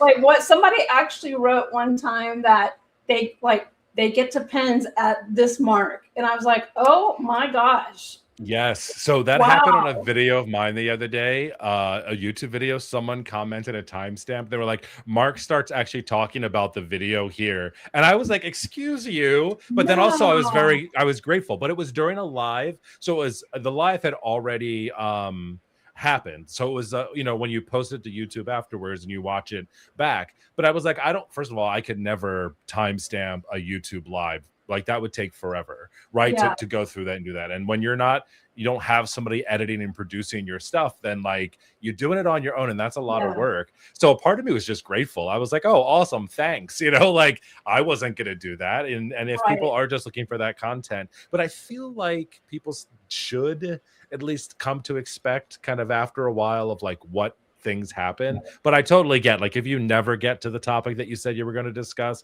I can understand that. Oh no, I mean we always end up getting to the topic. It's just sometimes it's not right away. We end up talking about other things. Understandable. So I didn't ask Brian, so I've got Jamie. I see you're like Flash the Dragon, Vanessa. That's very tempting to do, Jamie. But I don't know if Shannon's still here. I mean, y'all don't want to like screw me over or anything, right? I was going to say, you want Vanessa to get things in the future to be able to show you in advance, right? Like that's part of the deal. I can do. This is the best I can do is this, okay? Because they have showed you this much on the post on Instagram, and I will do you that same, that same courtesy. So here we go. That's as much as you get. Just the tip, sweetheart. That's just all you need. That's all you need. That's really nice. What I will show you is, hold on. I do see what you're talking about on the clip there. I did see that looks like a little engraving on there. They have shown that. They've been showing that on some of the Instagram posts that some of the retailers will be carrying that pen. But what I will show you And he didn't Please tell show me, me. please tell me you're commenting hashtag just the tip on every single one of those. I'm totally gonna do that. Is it blue or purple? Guess what? If you're color deficient, it doesn't matter. Well, it did look more blue on the screen. Someone said a blurple the other day about an ink color. Blurple. Blurple. I mean, it is definitely, Jamie. It definitely leans more purple. It's purple leaning. That's Yeah, a good. it's That's how I purple do leaning. it sometimes. If I actually know the color or can tell it, because I'm color deficient. I don't know if I told you that or not. So No, like I a didn't know lot. that. Oh, that's why everything I own is blue and green, because like I have to be careful with even blue and green. There's some purple stuff that I have. My wife is like, that's purple, right? And I was like, I don't know that it's purple, and it's fine, whatever. It's not a big deal. But a lot of the times people will ask me, and I have to ask my kids, like, what color is this? They're like, well, you can't tell. And I was like, I wouldn't ask you if I could tell myself. Like, I wouldn't ask you for this. So I get a lot of help around here. Anything that's why I love a good label. I love a good description. I love like Mountain of Ink that like goes into like detail about inks.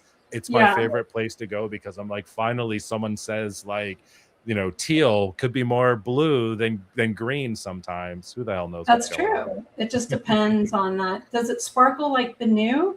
Nothing sparkles like them. Benu is like, that's a in its own sparkle zone. World. That's like wow.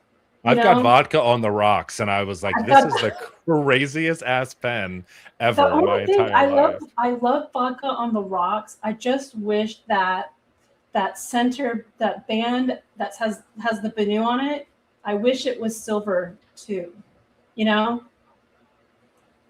Like you see that black part. Yeah, if that was silver, just like the rest of the pen, it would be perfect pen. And if the grip section was also, it would be so perfect. But yeah, I just sold off my bourbon on the rocks because I wasn't using it. I was just like, I'm going to get rid of it. But I was just like, if that middle part was just like the rest of the material, it would be so perfect. You love how I literally knew exactly where that pen was on. I know, you're like, 1 second, let me go to my wall. And you're like, I pretty much know where everything is. It is what it is. So I didn't get permission from Brian, but what I'm going to show y'all, because I do have the ink on my hand, I'm going to kind of give y'all a sneak peek of the ink colors, because I know a lot of you guys were like, holy shit, Vanessa, why won't Esterbrook, and I should have asked him that, was why won't Esterbrook re-release Corky Leaf, the ink, which is a beautiful green ink. I have it right here. These are some of the questions I was thinking of to ask you that I was jotting down earlier. Nice. Yeah, well, so I wouldn't forget to ask you certain things. So I actually do have a couple pens, not a couple of pens. See, we're on the right show. A couple of things that I do want to ask. Yeah. Just as because you're not just a host, you're also a guest. Yeah, so no, absolutely. I'm here for it. We want to know about you. But I'm going to give y'all a sneak peek, and I don't think Shannon. Yeah, someone offered to buy my bottle of Corky Leaf the other day, and I was like, no. What about how big is the bottle of ink? It's like at least a 30 milliliter. It's the same size as the new ink. I can show y'all I don't think I have any Esterbrook ink. Well, that's the thing with Esterbrook ink is it's always a release with like a new pen series. So this is what all their bottles look like. It's like a nice frosty glass. Oh yeah, I don't think I'm looking at my ink swatch collection to see if I have one or not. Did I ever? Do you know that I digitized all of my fountain pen and ink collection? Oh my gosh, you're like a total making people look bad around here kind of thing. That's what happens when you have that many. That's what happens when you have 317 inks. I don't even know how many I've got, and people always ask, so how many inks? How many pens do you actually have? I'm like, I have no idea. I don't count them. I can't. Oh yeah, I don't have any. I need to get myself an Esterbrook ink. Are they good? Like, do you like their inks compared to some others? Yeah, I actually like them. Well, I mean, I like the Corky Leaf is my favorite one. So that's when someone offered to buy it off me. I was like, no, I Yeah, like that that's one. You know?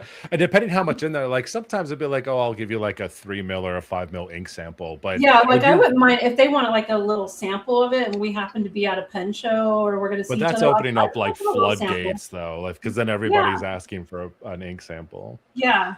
So here it is. This is it, guys. This is the inks that will be released with that new Sakura Dragon collection. I hope I don't get in trouble, but and also the washi tapes that are coming out with it too. So y'all Washi can see that. too. Yeah, and washi. So I hope I don't get in trouble for this. Do not tell him. This won't live on the internet at all for him to be able to see.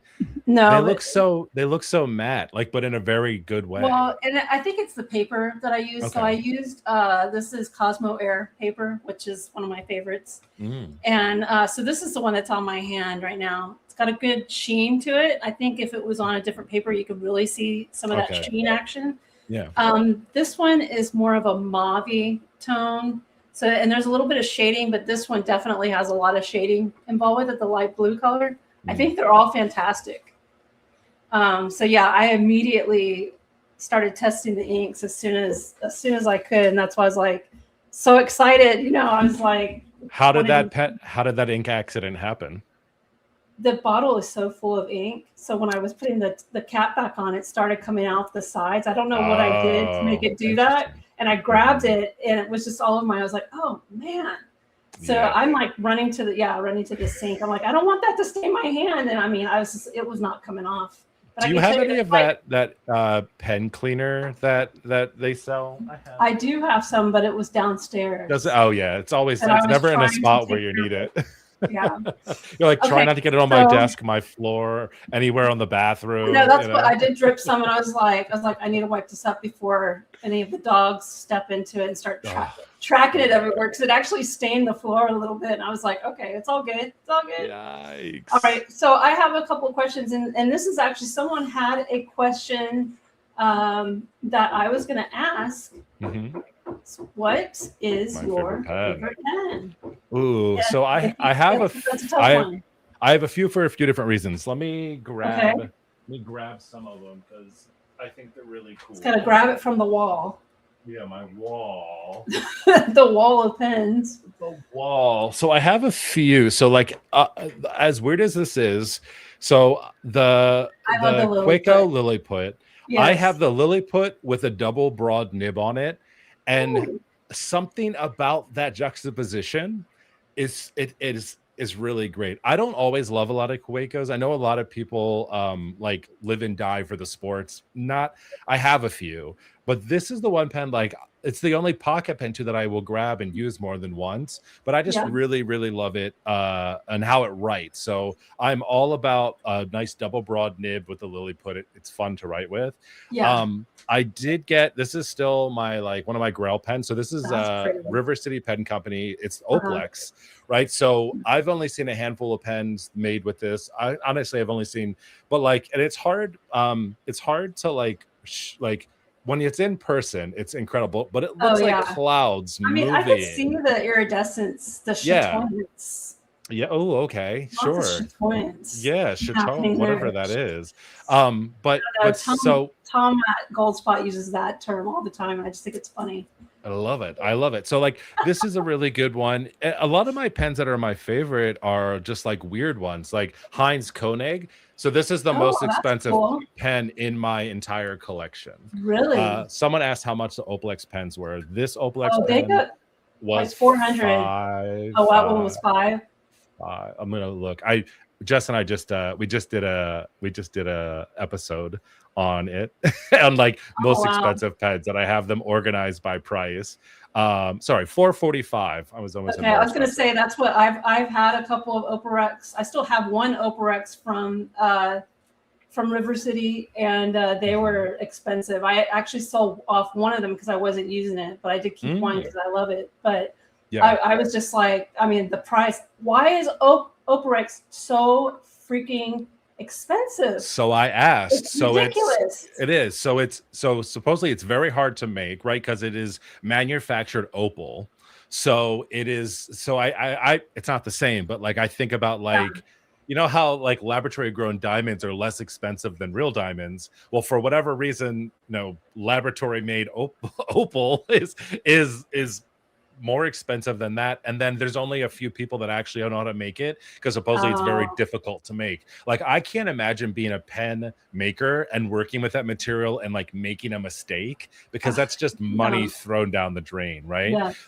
So it's kind of in there. But yeah, so the Koenig's really cool because I got talked into this one. It was like the last pen I bought. But I'm all about weird kind of stuff. So it has, I believe it's like a TWSBI like piston fill inside of here. I think I ended up getting maybe, I think it's only like a fine. Like, I'm all about juxtaposition. So like little tiny pen, double broad nib, giant mammoth pen, fine nib, like it feels like it. So stuff like that. So like those are definitely like some of my favorites. The Lilliput I definitely love writing with. And then like we were talking about the inset nibs and stuff. Like, I have a Diplomat. This was the other pen my brother really liked, but like just stuff that's a nice one.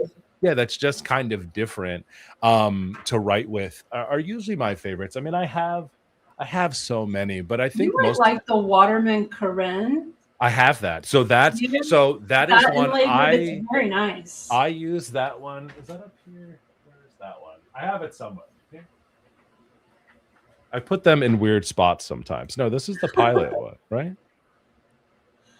Yeah, this is like, because I got into that's the thing. I got hyper focused on all of the inset nibs, and then this is the one from Pilot. This is a good one too. But yeah, the Waterman Karen is actually that is probably my favorite one of last year. Very classy. Yeah, I have one, and it's that beautiful blue barrel, and it has a nice silver kind of cap with the wave pattern on it. It's just really gorgeous. I haven't inked it in forever, but I won't sell it because I just think it's so beautiful. Well, because there's pens like that. It is. And I think that's the big thing about it, is like trying to figure out like what works out. And then like, I know all of these are like, wow, these are super pricey. Like, I also love a good TWSBI. Like, TWSBI was like my first, like, when I started getting into fountain pens, I think I just bought like a TWSBI.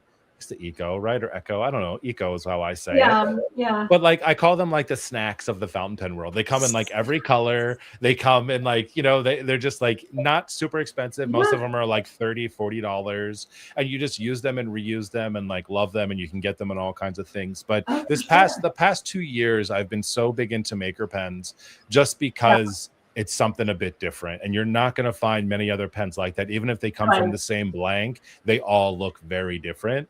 Jamie, you're the TWSBI collector, right? Jamie, she's like new TWSBI. I think she has just about every TWSBI Eco out there.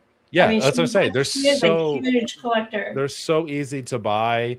They're kind of like Lamy for me. Like, Lamy has like every single color that you can buy in a pen, right? And so like the Lamy actually was my very first one. Lamy All-Star was my very first fountain pen. My sister-in-law got it for me for Christmas. I had no idea. Safari? The All-Star. Oh, the All-Star is good. Yeah. This guy right here. I keep him out. He's been through it. He's seen, he's seen some stuff. He's seen some shit, man. He has. But like this, again, it was like one of those things where this is where I started, and I thought it was so great. I remember changing the nib. So I'm a big extra fine guy, especially my bullet journals. And I remember, again, not knowing that you like, without buying an extra pen, like you can just change these nibs. I was terrified. I was like, no way. And then you just like pop it off and put a new one on there. It's fantastic. But it was just this and black ink for probably 2 years. Oh wow. And well, you took a long time to branch out into something crazy. Well, I think also because, when I started posting about it, people weren't super worried about the fountain pen. Like they were like a lot of people were like, oh, what's your favorite like regular ink pen? And I was a Muji boy for a long time. I was like, oh, only Muji pens. And then I was like, no, there's better stuff out there. And so like, I'm a big fan of like the Uniball Signo, the DX, the 0.38 millimeter. Like that's my guy. I will ride and die with that. And there's other ones I really like, but when I started writing with fountain pens, you just really start to like enjoy so much about it, because there's certain pens that I have and inks that just don't work well together. Like right now, I don't know if anyone else notices. Do you have like a favorite go-to ink pen nib combo? Like, I mean, if you had to like choose the pen, the ink, the nib, and it's like perfection. What is that? What is that? What does that look like for Mark? That I cannot answer. So like, wow, I have a lot of inks that I really, really like. Yeah. But I like them as ink swatches more than I do writing about them, if that makes a lot of sense. Yeah. Like, well, okay. So what's your go-to ink that like you're going to ink up your pen and you go straight to like you go back to that one like all the time? I've been doing a lot of Ferris wheel press inks recently. Okay. I have a lot of them, that's why, but also sometimes I just appreciate a little bit of shimmer on my page with like a nice blue ink, like blue and gold. I think like pairs really well together, or like a blue and green kind of look to it. But I have so many. Birmingham Pen Company makes some incredible inks, and I have those actually. That was my very first ink that I ever bought on my own, was Birmingham Pen. It was like Heavy Crude, I think was the name of it. It was just a black ink, wasn't anything crazy.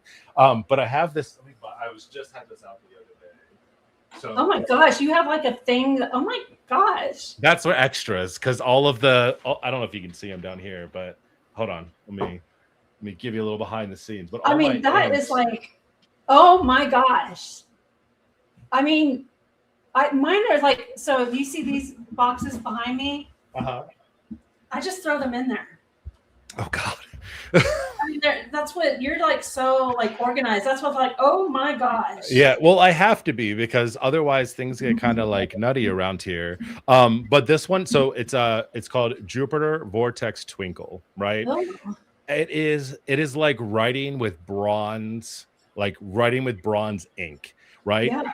And so, hold on, I'll grab a little quick swatch. Show the magic. Mark the magic. Well, that's the magic cabinet right there. That has my pens all up in there and stuff. So, well, people know where to go. I mean, I have a bunch of samples too, because every year I always get like one of the, Colorverse or.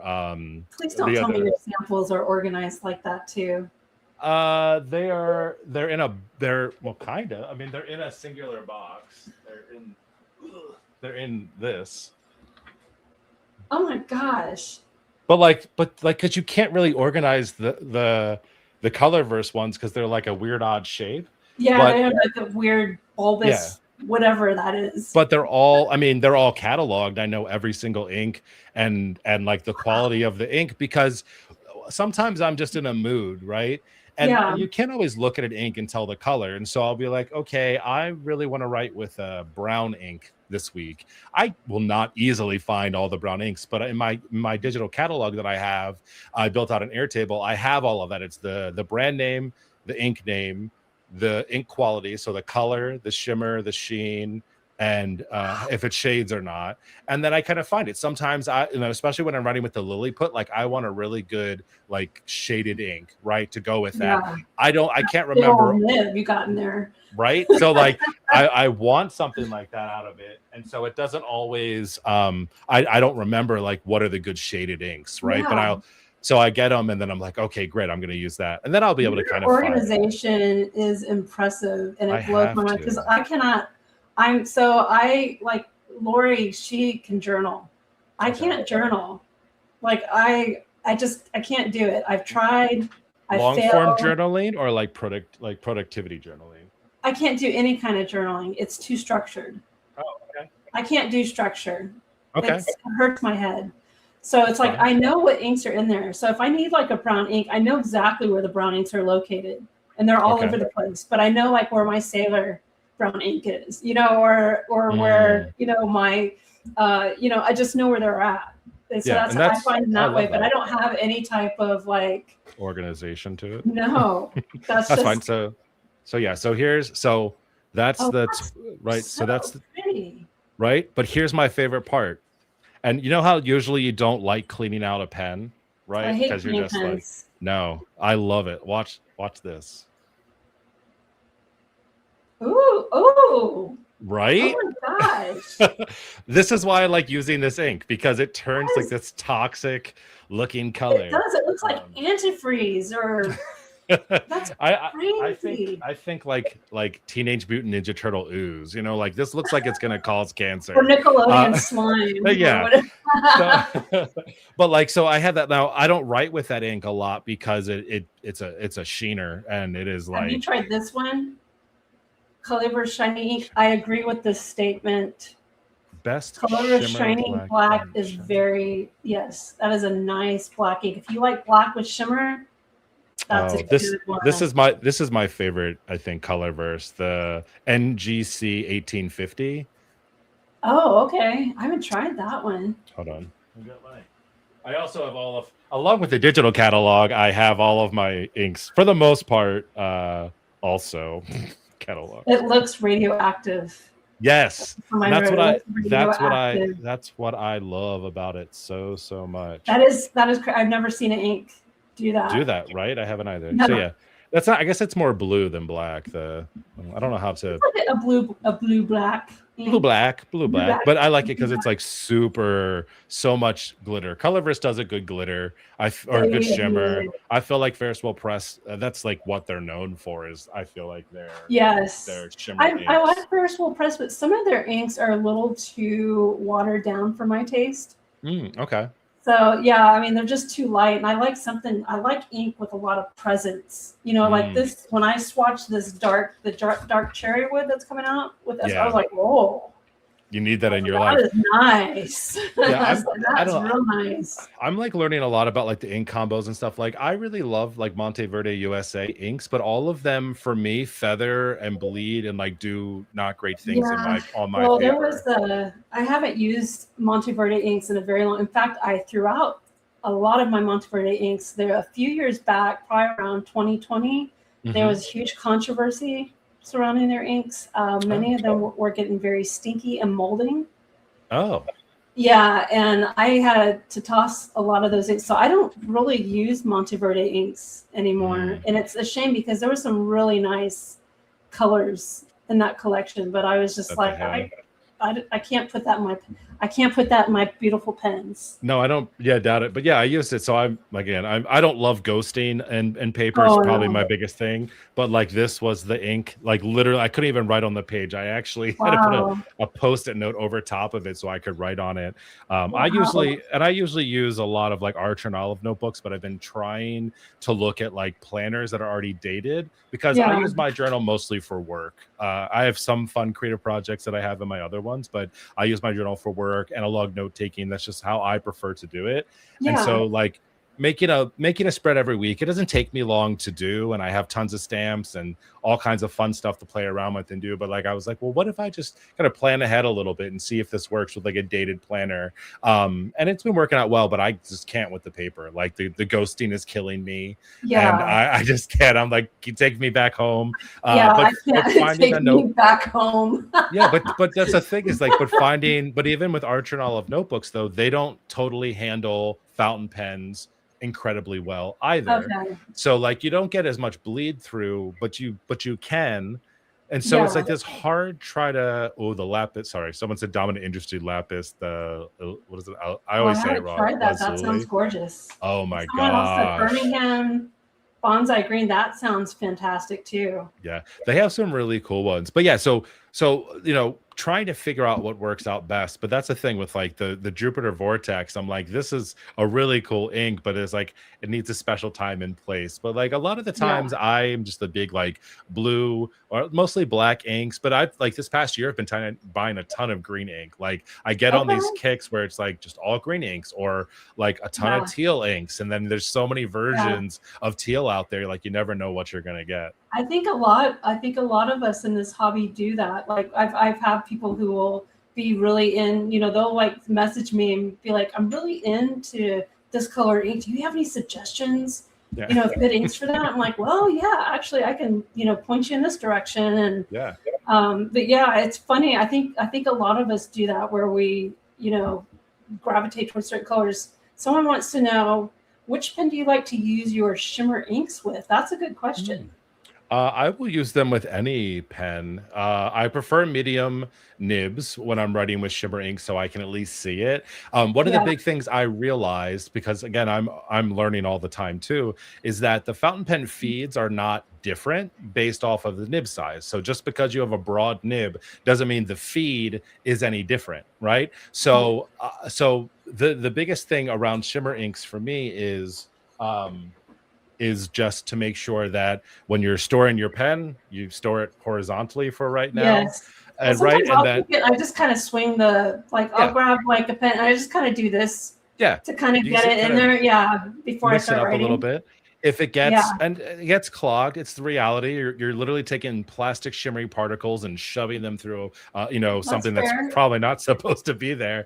But like, if it Yeah. gets kind of clogged up, you can just, I sit it in some warm water and like let some of the ink kind of flow through, and then just every time you change that ink, give it a really good clean and a really, use Yeah. the snot booger bulb thing and just Yeah. push tons of water through there, soak your pen in some water for a little bit, like Yeah. get that stuff out of there. And I do that in between all of my pens. But I also have a really bad habit. I mean, you saw how many inks I have, and we all see how many pens I have. I use a different pen and ink every single week just because I have so much of it. But like Yeah. right now, I have, all of the pens from the past few weeks that I've used, like all just sitting here with ink in them.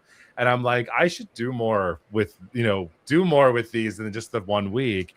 Right. But I just love like mixing and matching them together so much. It's just a ton of fun. So Oh yeah. That's the like you like to do the whole uh you know opposite juxtapositions with like tiny pen with big nib kind of thing. mhm. I like to do like where it's the colored pen but with a really unexpected colored ink. Mm. Like that, something that contrasts. I appreciate So that I because I love know doing some that. people who will only fill a pen with the ink color that perfectly matches it. And Exactly. I get it a Yeah, bazillion percent, but that's so limiting.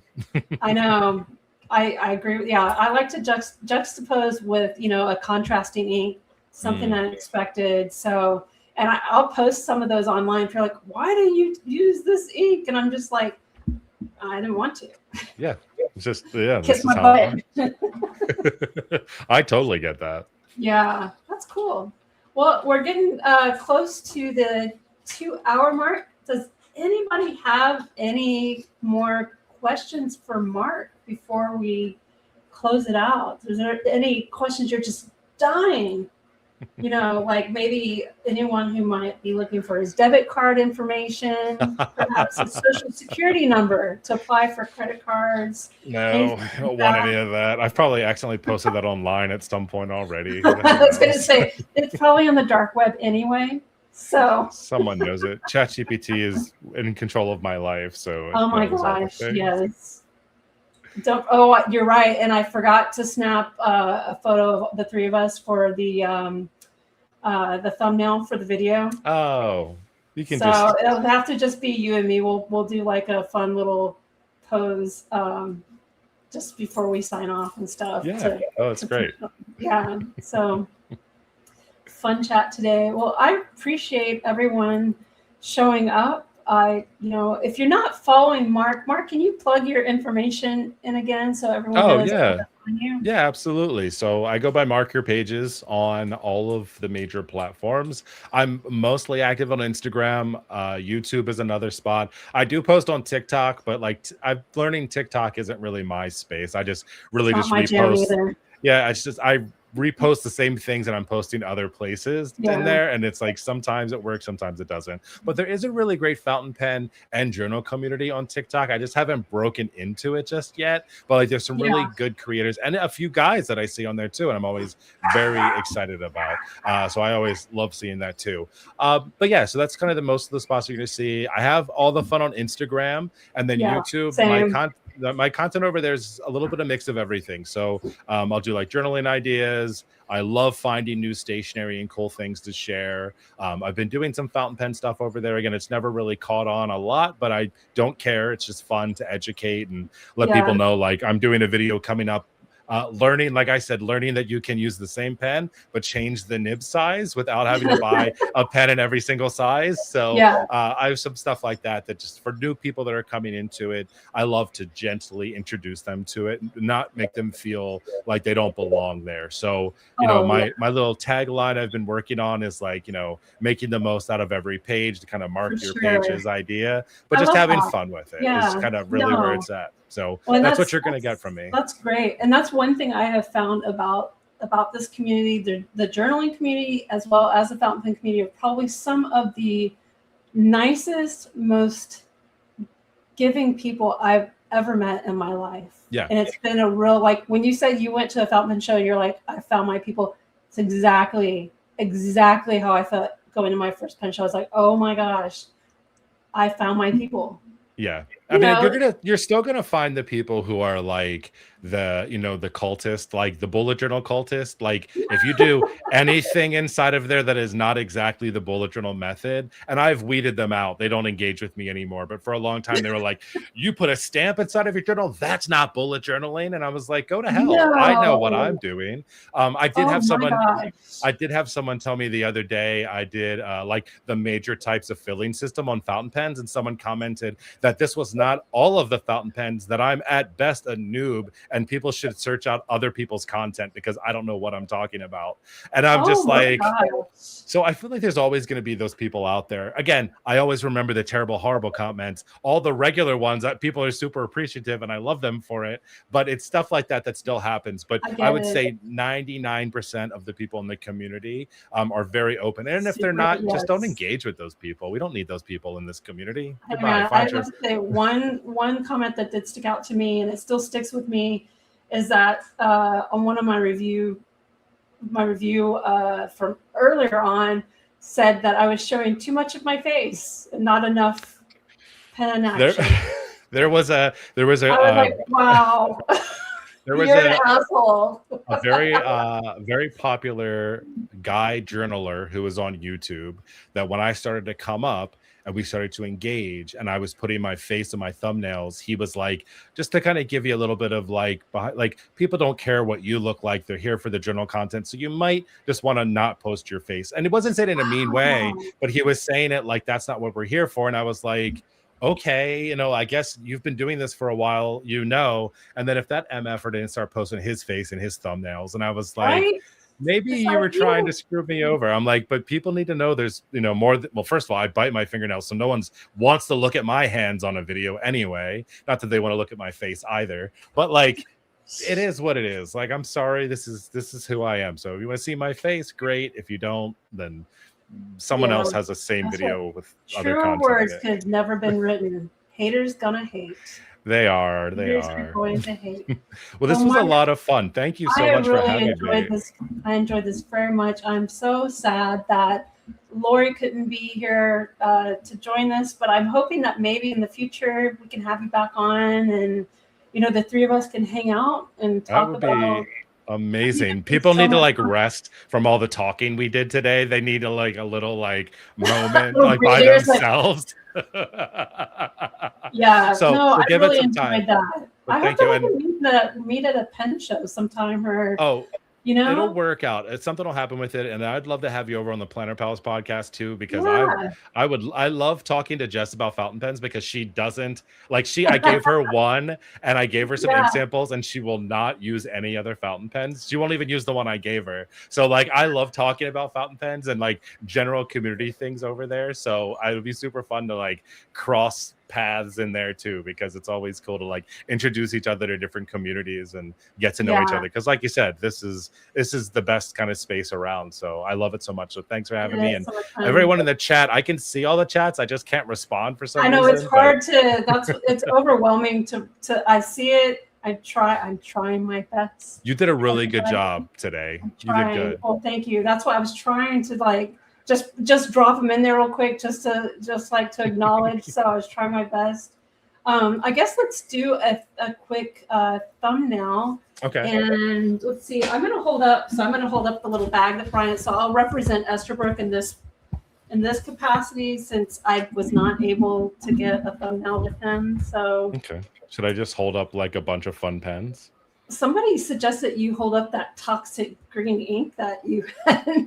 Do we want it in the bottle or we want it not in? I think they want it in the glass because it's so neon. Yeah, like it's like, yeah, there you go, and it matches the cap of that. Oh, with my neon pen. That's why I love it so much. That's perfect. Awesome. You ready? I guess so. All right. Let me get my mouse because oh shit. Hold on. All right, let's one more time.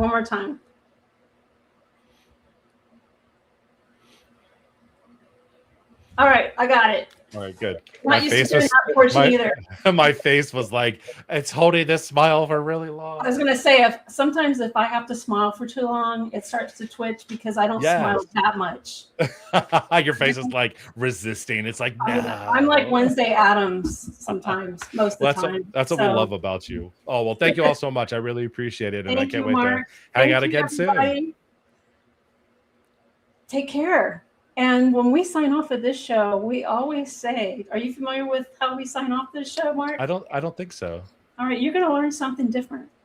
Stay juicy, bitches. Yeah, stay juicy, bitches. I love it. Don't copy that for your show. No, they would get very offended.